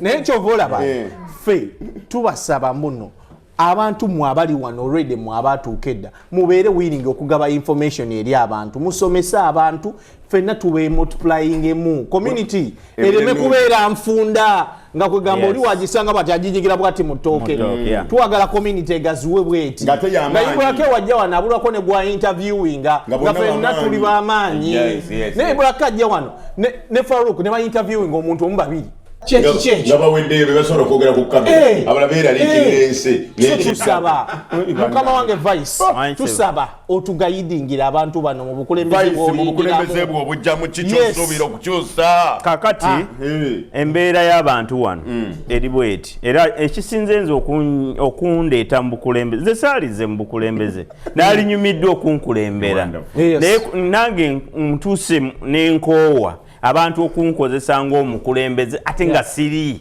nenjagalira ddala nfuukire ddala omukulembeze nkolere ddala omulimu gwe mbadde nkola undercover nga sirina kifo nti nze bannayuganda abasinga okutuuka wano kyensooka okuba advisinga nsooka mmubuuza are you here to stay oba oze oddayo bw'agamba nti nze am here to stay bw'agamba nti am here to stay ekigambo kyange ekimu kyenzirako status yo ogikoze otya okitegeera so bw'aŋŋamba nti status ye agikozeeko bulungi nga muwa amakubo kuba awo ndi kafulu muwa amakubo nti kola bwoti yita wano kola bwoti otereeze osooka otereeze status w'abantu basinga kulemererwa ku status nga talina watandikira ayina kuyita mu muntu awo Amerika nemutamira awo mu myezi egyo egisooka 6 talina kiddako tamanyi gwatuukirira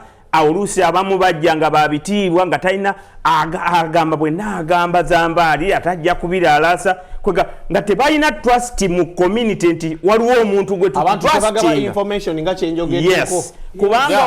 kubanga abantu baffe bagenda okujja mu community zaffe nga already community zaffe ziyina erinnya ebbi era abamu babakokingira na Uganda otuuka e Boston teweeriranya muna Uganda so nze kyenjagala okomyawo nti bannayuganda oli bw'aba avudde gy'avudde nti oba avudde Uganda amanye nti nzize kukomyawo yuna ekomewo mu bantu omuntu wa bulijjo amanye nti yuna eri naye okitegeera nti nze ebiseera ebisinga emirimu gye mbadde nkola nnyo community fundraising nkola nnyo wabaawo nzirukira nnyo mu bantu abafiiriddwa ne bemba simumanyi era abamu banjeregako nti azze kukiikirira abafiiriddwa neŋŋamba nga bankubidde akalulu kubanga this is a community work okitegeera so nti nze kindeese kulaba nti munnayuganda yenyumiriza mu kibiina kye bayita yuna kubanga yuna eri so big lwakuba nti abantu yafuuka abantu bagenda bagijjamu trust omanyi lwaki nti kubanga bwe bakujja mu trust ofuuka okuba nti oli kyakuzanyisa naye ng'ate yuna ekibiina kyaffe nze lwaki nkirwanirira kuba kyekyandeeta mu America I'm here because of yuna era abantu abangamba lwaki weesimbyewo mu yuna lwaki tokola kibiina kirala yuna no I have to fight for yuna kubanga ye yanfuula kyendi so ye flagship yaffe wano mu America nyina okugikomyawo mu bantu ekomewo mu bantu omuntu abeere ng'amanyi nti yuna eyina value ku kyenkola ki nti yuna eyina office mwengenda mwentuke abantu bennaakakimeero ganiawo nga bakaaba amaziga bambi atuuka ng'eyamuyita essimu teriiko kati oli nga yamugamba nti aliwo omwambi bamuyita muvawala kuba twamulaba ku Faruku show atera nnyo okuyama era kyonkoledde ssebo so ogenda okuwulira information oyinza okkerabira lwaki abatuyita e Bulaaya eno bajjako amasimu nga tutuuse ate enamba eyo si nnene incidents zisobola okubeerawo nga ne mu mwaka nga teriiwo oba oluusi ng'oli ali bize oba oluusi nga aliki oba nga tewakomuniketinze bulungi waliwo abazijjako naye si bonna okitegeera omuntu bw'aba nga akuyise tewabaako bazijjako naye abantu akkubira n'omupiikinga naye kwegamba bwe tuba n'ekibiina eky'abannayuganda ng'ekimanyiddwa nga yuna neeringa gavumenti mwe mugirabanga ekitono it's a big organization mu America so nti kati essaawa eno nti kyetugezaako okulaba nti bannayuganda babaako ba office we batuukira nti kati yuna esoboga nti community ekyesinga obunene mu bannayuganda nti Boston, Dallas, California tugamba nti office enkulu ebere Boston office endala enkulu ebere Dallas office endala ebere California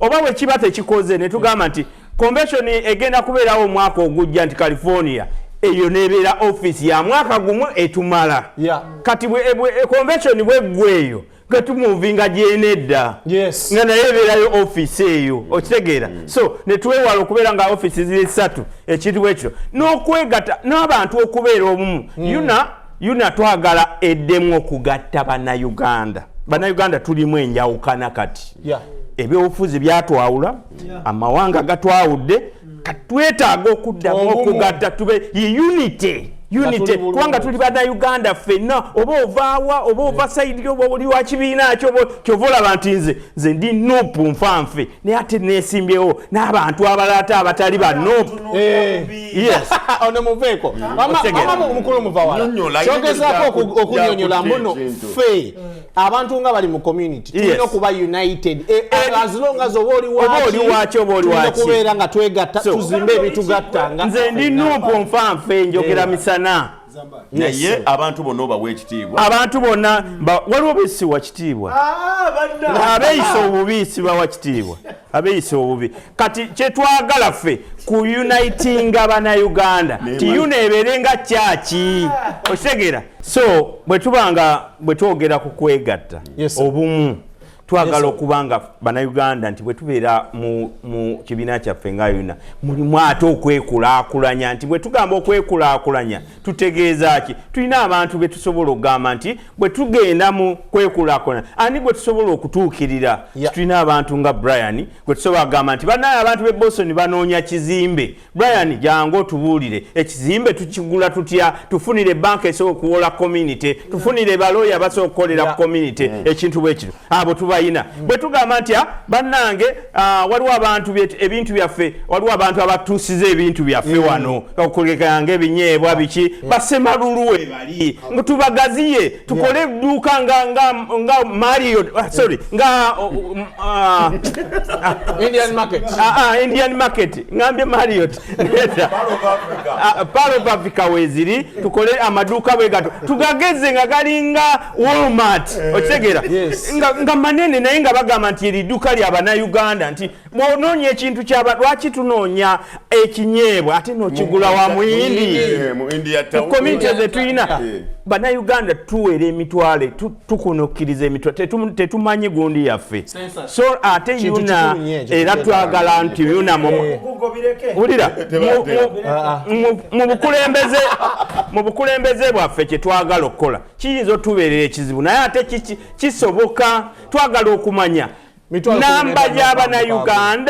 namba y'abannayuganda ekunukkiriza bameka 15 n'okwambuka waggulu nti bannayuganda bwe tuba tuli emitwalo 15 n'okwambuka waggulu lwaki yuna tetuweza bantu mutwalo mu membership okitegeera kubanga bwe tuba n'abantu omutwalo memba ba yuna omutwalo teri ajja kuddamu tumanyira ti ekintu kyonna kye tuba twagala kya mitwalo 3 tukwata ku membership yaffe ne twewolako ne tusasula ekintu ekyo tugira ne tuzzaawo kyekyo kyennyini kyendiko kyekindeese okwesimbawo ku bwa vice president ate nga makakasa kijja kusoboka kisoboka kubanga tukirabyeko communities endala nga zikikola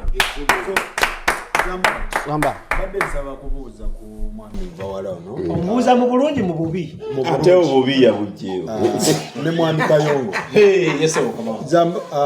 ono yekubidde nnyo ku kya yuna okubanga obutabagatta I don't know oba yuna okubagatta naye kyenjagala otegeera nti bajjajjaffe bajja wano mu 8 mu 7 mu 6 lwaki community y'e Boston gye tugamba gye twenyumirizaamu ti yesinga obunene tetulinayo wadde complex n'emu etugatta fe abava eri mu kyalo e Kampala ne tufuna obuzibu okitegeera ne tutandika kutuukira mu makyaki tutuukira mu mizikiti ne tutawanya bapasita ne tutawanya abantu abamu ne bamalira nga bali ba homeless so tubuuza mwabajja wano mu gyenkaaga bangu osonga ku nze no kale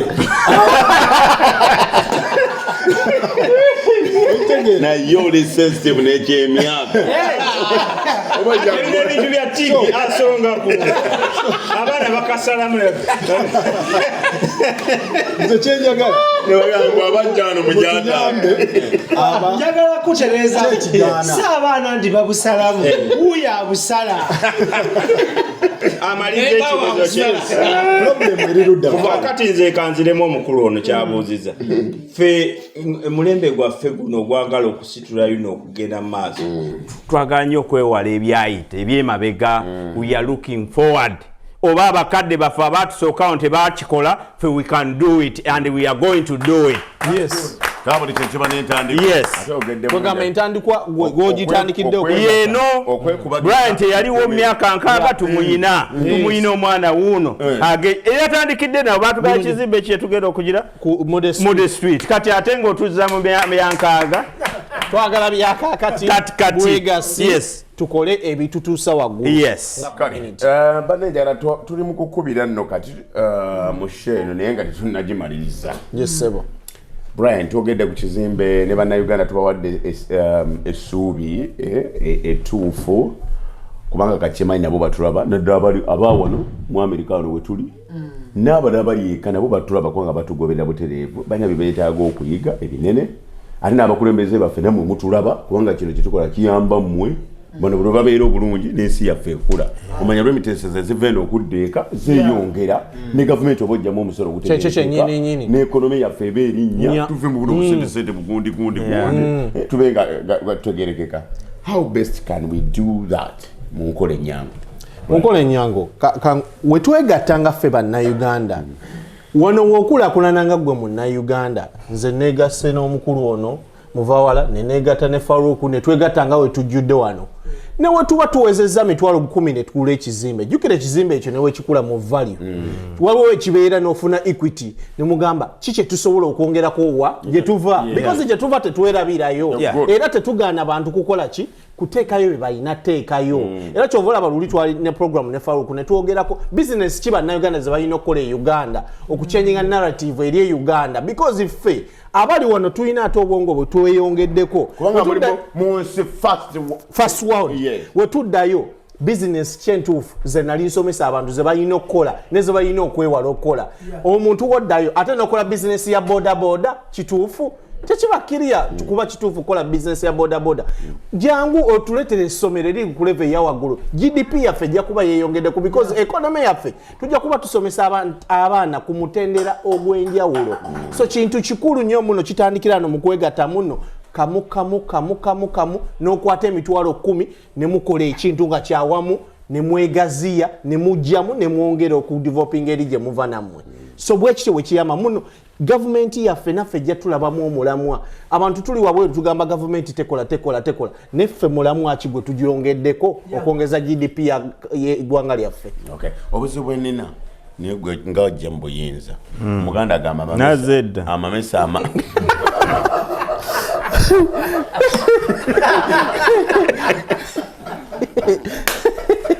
n'emyaka emeka yakatulondesezza dda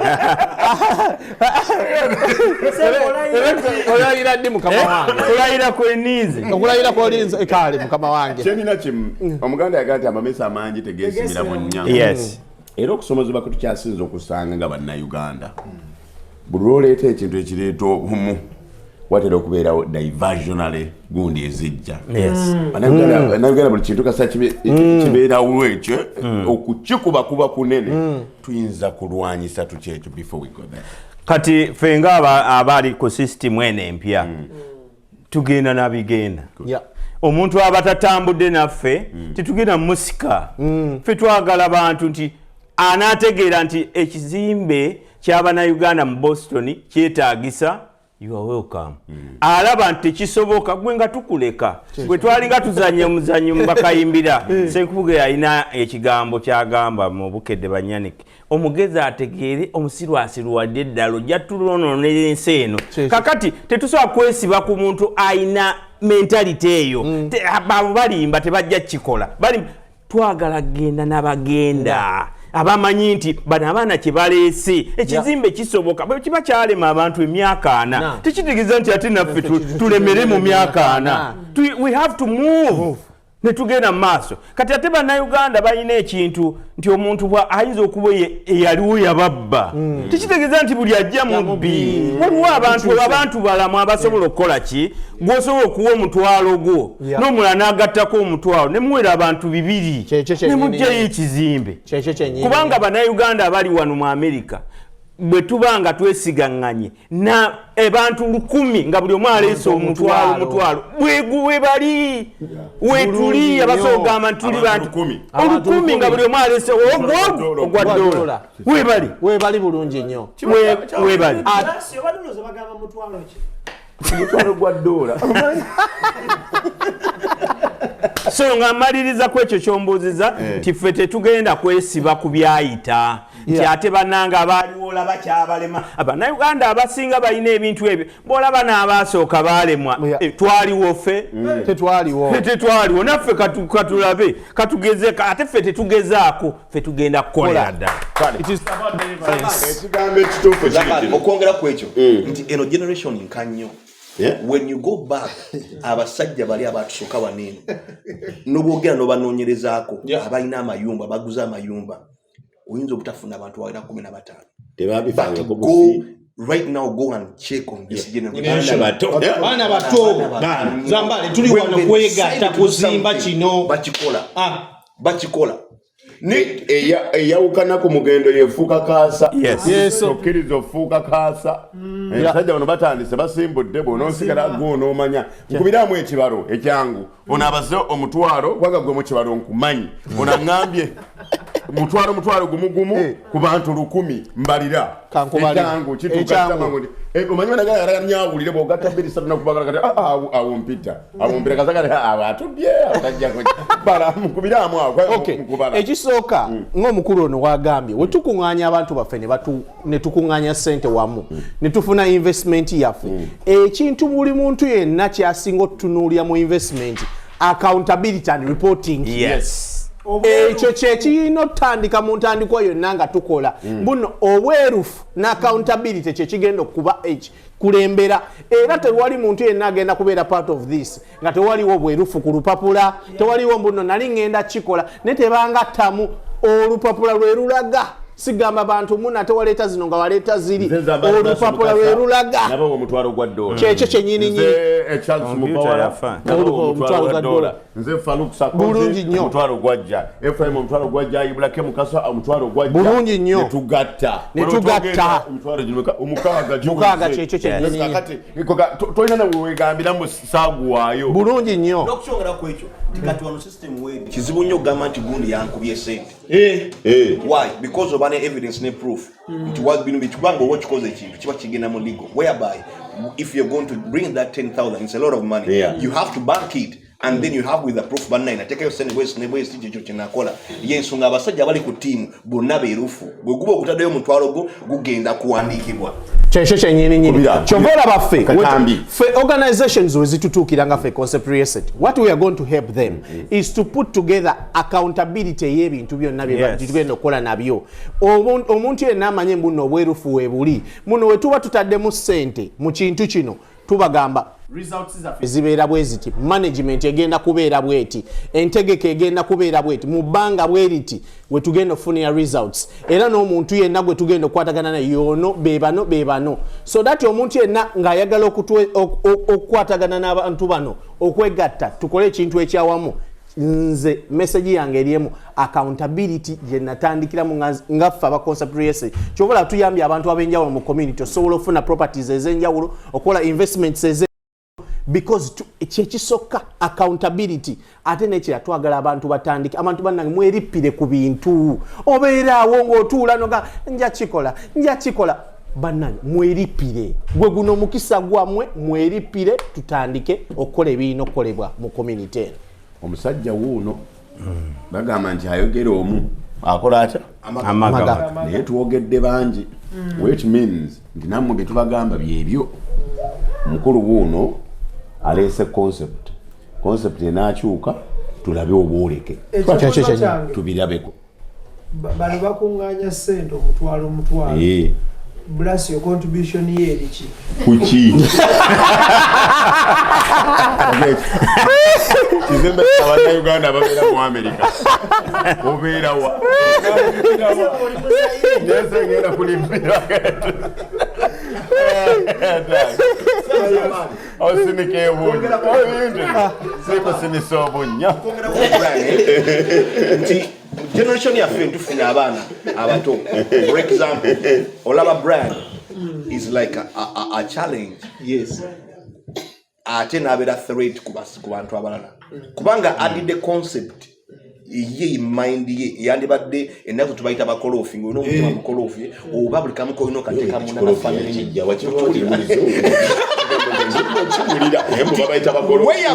mu Amerika mubayita bakolofi mu Luganda kigambo wangadde nakyo abakolofi nti omusajja olaba nako kikyakoze ali ready to help the community ekisinga abanaffe abasinga basookawo nti bw'alaba nti waliwo n'omulimu ogusobola okuyamba munne ogwa $2 agusirikira agamba no ne katono alese concept you are just even in millions and is willing to help. One thing to enoguni jaliko Brian chaliko nti sigama nti ojja kuba na mutwalo nebo bane 12 osobola okujja Brian okola ki ne mwegatta mbera abantu 10 ngo mwena mune kali 2 ekola ki mukijjuza kyensinzo okwagala olwale ne baba tukoze bino byonna kwe kunoonya obumu mu bannayuganda abali wano naye obumu obwo ekibu tunoonyesa okukolawo enkulaakulana ey'omuggundo erabikako ngenda kuyita president wa chairman wa bannaffe abali California mulabi wonna naye ayingidde wano waliwo abantu bangi mukutulabira wano wabali wano bazagenda kubawubirako obububizi ne bwayimira buyimiriza emabega wa ono chairman mukulu ajja tuule nedda osigazanga ekitiibwa kyo akyala kuyimirira disebo nze bankuza bulungi nze moderator gwe tuula ate omugenya bamukuza bulungi ne bamukuza bati dawo chairman waffe bannayuganda chairman bina kitiibwa ate omukyala yanamanya kakati aha tukoze bulungi ono ye mukulembeze waffe ffe ababeera e California gwobeera wakoze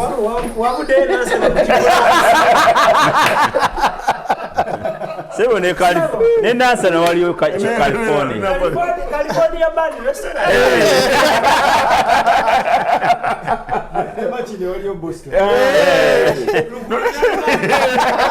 Boston kolinangana chairperson waffe wootuukidde kimu twogedde ku ngeri ennyango y'okukumaakuma bannayuganda abali kuno okutandika okugeza eddoboozi limu okukola enkulaakulana ey'awamu enaatuyamba okugenda mu maaso era naffe twogera ku nsonga endala nyingi era tuyigiriza ne ku bannayuganda ng'akyali eri bw'aba asituka okujja wano abeeko mindset gy'amanyi atuukirawa atandika naki akola ki abantu batandika okujja mu America with an informed view of coming here ola nemekuwoza buwoza nikakati ntabuse ennyumba gitunze nabikingenze tubyogeddeko naye ekyo twagala okunyweza vice president waffe ono atukoze bulungi bana okulayira yalayidde dda onafuna ninda kulayira ye mumutima gwe yalayidde ate bya mutima betukola enewe katonda yagambye namaze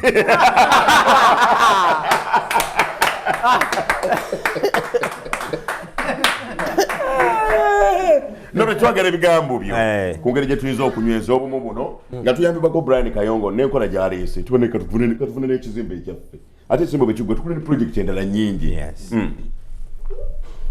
bebaziza nnyo bannange mwenna bukkakamba omukyalo ono bannange bukutuusa mu ggulu genda mu maaso mwami Brian Kayongo atutuuzizza wano ffenna tukwebaza ne mukyalawo Joyce Kayongo. Yesterday twabadde n'ebiseera ebirungi and twayogeddeko ne mwami Brian katono era nebaza mukama nti bonna babadde boogera ekigambo kimu kya unit ate ndowooza mwakyogeddeko wano nga sinaba kujja neera unit bannange ye kintu kikulu nnyo. Mwami Brian yatugambye n'omukyala ebibatuusizza we bali kutambulira mu bumu mu kukkiriza kubanga era ne Bayibuli etubuulira how can two walk together unless they agree. Kakati nsanyuse nnyo okulaba ttiimu eno yonna wano tituli ku mulamwa gumu gwa kwetuusaako kintu wano mu diaspora ng'Abannayuganda.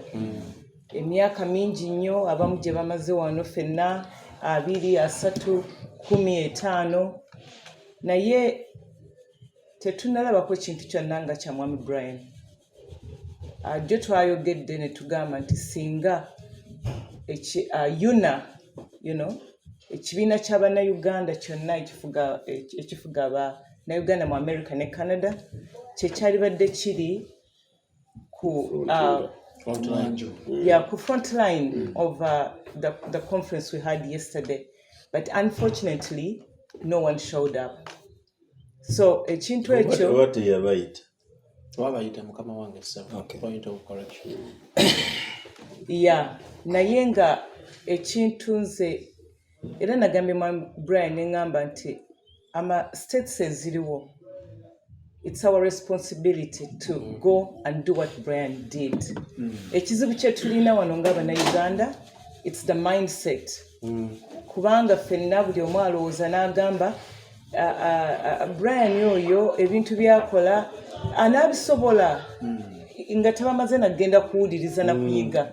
Tetwagala kuyiga, and we don't want to support someone's vision. You know, we can't all dream, but there's someone who can dream, and we follow the dream. We all know what the dream is. We all know what the vision is. And that's why we are here, because of his vision. So if we can go and mobilize more Ugandans.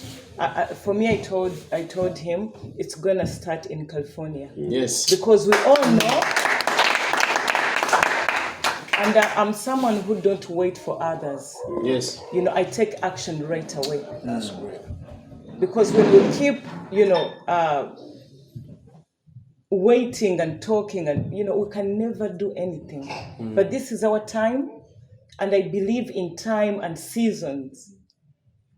I mean, there's nothing that actually make me happy or empowers me knowing that I'm operating in my generation. Because there's no any other generation we are waiting for. This is our generation. We have to do what we have to do.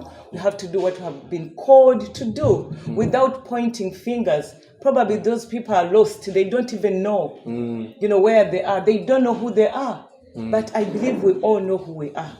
And we can go and change what we think. You know, it's not doable. How can you say something is not doable when you haven't even started it? You know, look at California with the real estate. I was telling Brian, you know, it's too big. How many realtors do we have in California? 1 or 2. We are so many Ugandans. These are the things we've been waiting for. Thank you, Brian. And I believe. Thank you. California mwalonda. Ate mwagadde abantu ffenna tuloota n'ebimu tebiba birooto kulogootana kyangu nnyo malayo wamma osobola okulogootana eng'endya gundi endya era ozooka logooza walooseegi nalogootanye naye abaloota ebirooto byebintu ate ne bitambula. Guno omwaka gwa mukisa nnyo. Guno omwaka gwa mukisa nnyo, and I repeat it. We are going to change things that we thought they can never be changed. We have to change UNA, being that UNA is the organization of all Ugandans here in America and Canada. We cannot keep looking at what UNA is doing and be quiet. It takes me and you to rise up and say, you know what, enough is enough. Enough is enough. We are talking about, I arrived when you're talking about the transparency, you know, accountability. We start comparing America to Uganda. You talk about people, Uganda tebachikola bwe, Uganda twakwowa. This is not Uganda. This is America. You know, UNA is fighting over, you know, little money. There is money here. There is money here. Why can't we invest in America? Why are we fighting about the $100,000 from Uganda?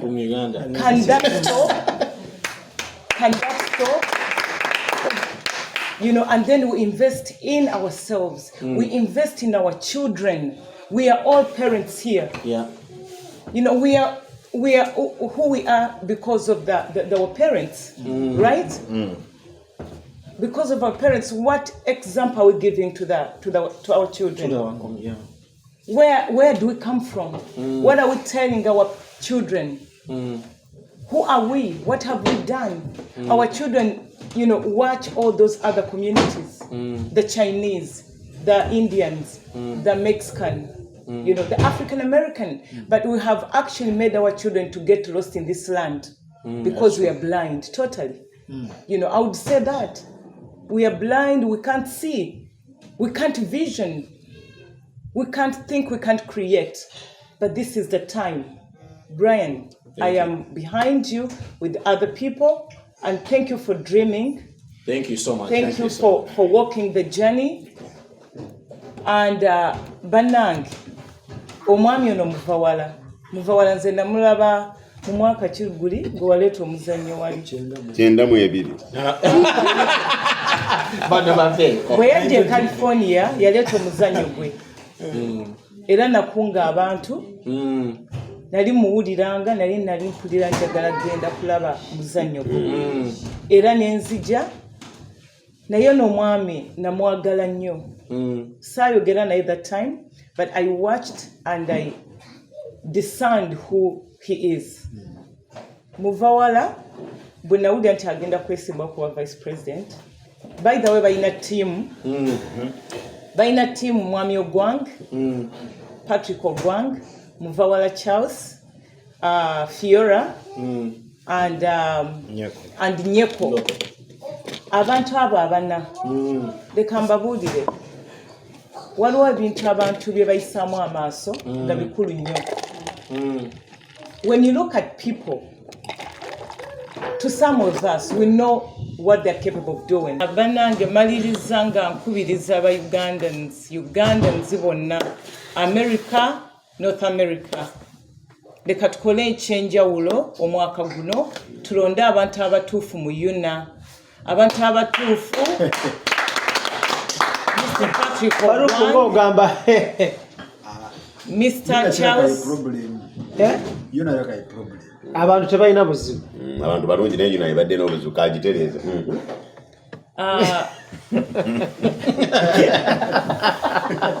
ezambali mukama akusa blasi y'omukasa mugaba zambali aba mulala mbadde ngamba nti tiimu gye tulina okulonda tiimu ya Ogwang Patrick, Muvawala Charles, Mwami Nyeko, ye secretary, ye treasurer, ne Muchala Fiora, the secretary. Abantu abana. Ate abantu abo ngenda kukyogera nga sikirumamu. Bonna batya Katonda. Amen. Mukatya Katonda amagezi mwe gasookera. N'okumanya oyo mwe muli okutegeera. Kakati era ali wamu n'abagumiikiriza. Tugumiikiriza nnyo. Tugumiikiriza nnyo yuna bannange. N'ekyo ekiseera tuteeke yuna ku mutindo omulala. Omutindo this is dayabana mu registering. Mujje tulonde abakulembeze abatuufu. Abagenda okutugatta wamu bannange. Disorganization division zitutamye mu diaspora. Kakati ebyo byakoma mu 2022 2023 is unity and moving on. Banaye mbebaza nnyo Mwami Brian n'omukyala okutuhostinga since Friday. Thank you. Ibrake nga bulijjo tukwebaza ne Faruku nsanyusa okulaba ssebo. Obadde olengera mulengere ku telefayina essebo ye wuuyo oyo Faruku. Amina. Takyukangako nga bw'omumanyi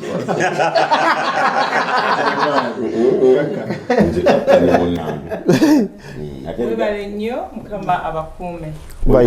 oyitayinza kumala kwogera nitwogera ku vice tuyinza okwongerako nga gwe tukulinda bulinzi kulayira tusobola kwogera twagala kubeebaza mwenna. amasuuti yagula 10,000 ezi Saba akalulu nzigalewo. Bannayuganda mwenna gye muli amanya again Charles Bukenya Muvawala nga nze nesimbyewo ku Wayina Vice President ndi team Patrick Ogwang. Wolaba Ogwang oba olabye Muvawala, wolaba Muvawala oba olabye Ogwang. Naye nga kyensembyawo kubakubiriza nti mwenna abagenda okujja e Dallas mu convention Labor Day weekend tekitegeeza nti oli registered okubeera mu convention nti you are going to vote. Ekikufuula omulonzi ye UNA membership $50. $50 ago gosasula ke kaluluko bw'oba waliko member oba badde member renew your membership ku $20. Abantu abasinga tebakibagamba naye muli eyo mulowooza naligestaringa for UNA nja kulonda Muvawala akakalulu sikayina awo waligesalinga for you kunyumirwa naye bwakalulu kange ye membership ya UNA. Wonderful. Yes. Era kindeesenga Ssaabakunzi. By the way, nsuubiza abalonzi ne bamemba mwenna aba UNA nti omulimu gwange ogw'omutwe gwa kunga abantu mbasuubiza nti emyaka egijja nga ndi mukulembeze wa UNA tugenda kuba ne bammemba abasukka mu 30 aba UNA. Kikolebwe nga bwagambye webale nnyo Katonda. Akatalekeka. Njagala kwebaza Mwami Brian Kayongo ne mukyala we okutuhostinga. Ffe be batujje Kampala. Bulambalamba ne batuleeta ku Amerika kuno. Njagala kwebaza okututeekamu air ticket, hotel ne sente enkalu ezirabwako. Olaba okkiriza. Akatalekeka. Kati mbude mbwa advice. Akatalekeka kati ewa advice mubudemu. Muddayo. Njagala kwebaza omukyala Florence owa Post Bank.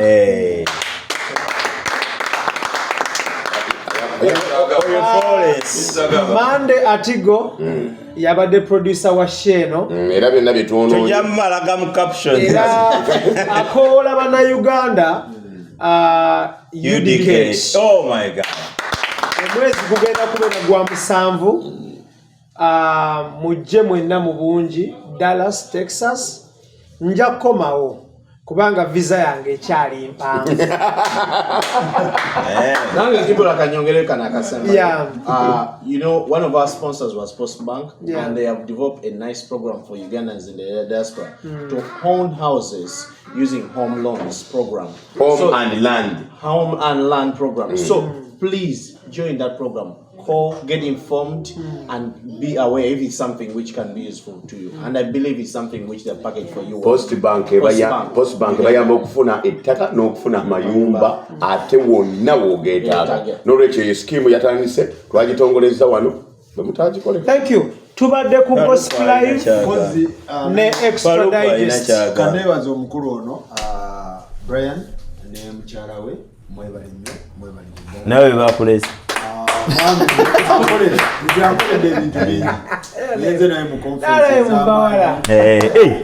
Conferences z'amaanyi eza real estate in Miami wa tubadde naye. So ayina n'endala gy'amutwalamu e Singapore.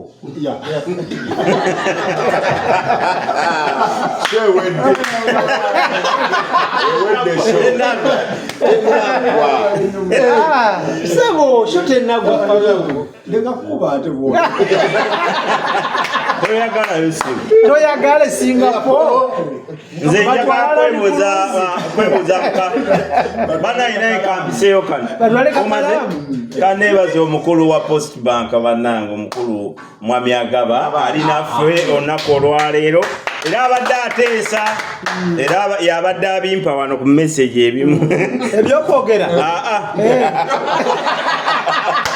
Hati ogambye ngamba pulaani za Post Bank. Bw'ogambye nti yabadde abimpa wano ku ssimu kitegeeza kiggwayo nti ebyokwogera. Pulaani za Post Bank. Post Bank kuluma tubatumiddeko nnyo. Diaspora desk. Very wonderful. Tubadde live Extra Digest. Ono ye host sebu. Nawe febina ebintu tulangizaamu byampaka bino betulimu. Kati kweyagalaga abantu tubadde ku NBS. Mbadde ku yange. Owa kamera sika akantu akamuli ku mukono. Tubadde ku Gospel Live. Kade katusi Allahu Akbar. Tubadde ku Gospel Live. Nemugoba nsonga. Twebaza producer waffe Mande Atigo. Thank you so much. Abadde behind camera. Okulaba nga Shane ebaddewo. Sajja ali ku mulimu. Ali kukola. Tumwebaza ssebo. Akoze kikyamu. Eka yabagambe ali ku mulimu. Yabagaya ali ku mulimu. Kati atubona. Abadde producer virtually. Thank you so much. Mubeere bulungi mweraba. Shane badde teebwamu ssente aba concept real estate mwebale nnyo mwebale ddala. Brian Kayongo and the team stroke mindful mwebale ku sponsoringa Shane exclusively mindful and concept real estate. Mubeere bulungi mweraba.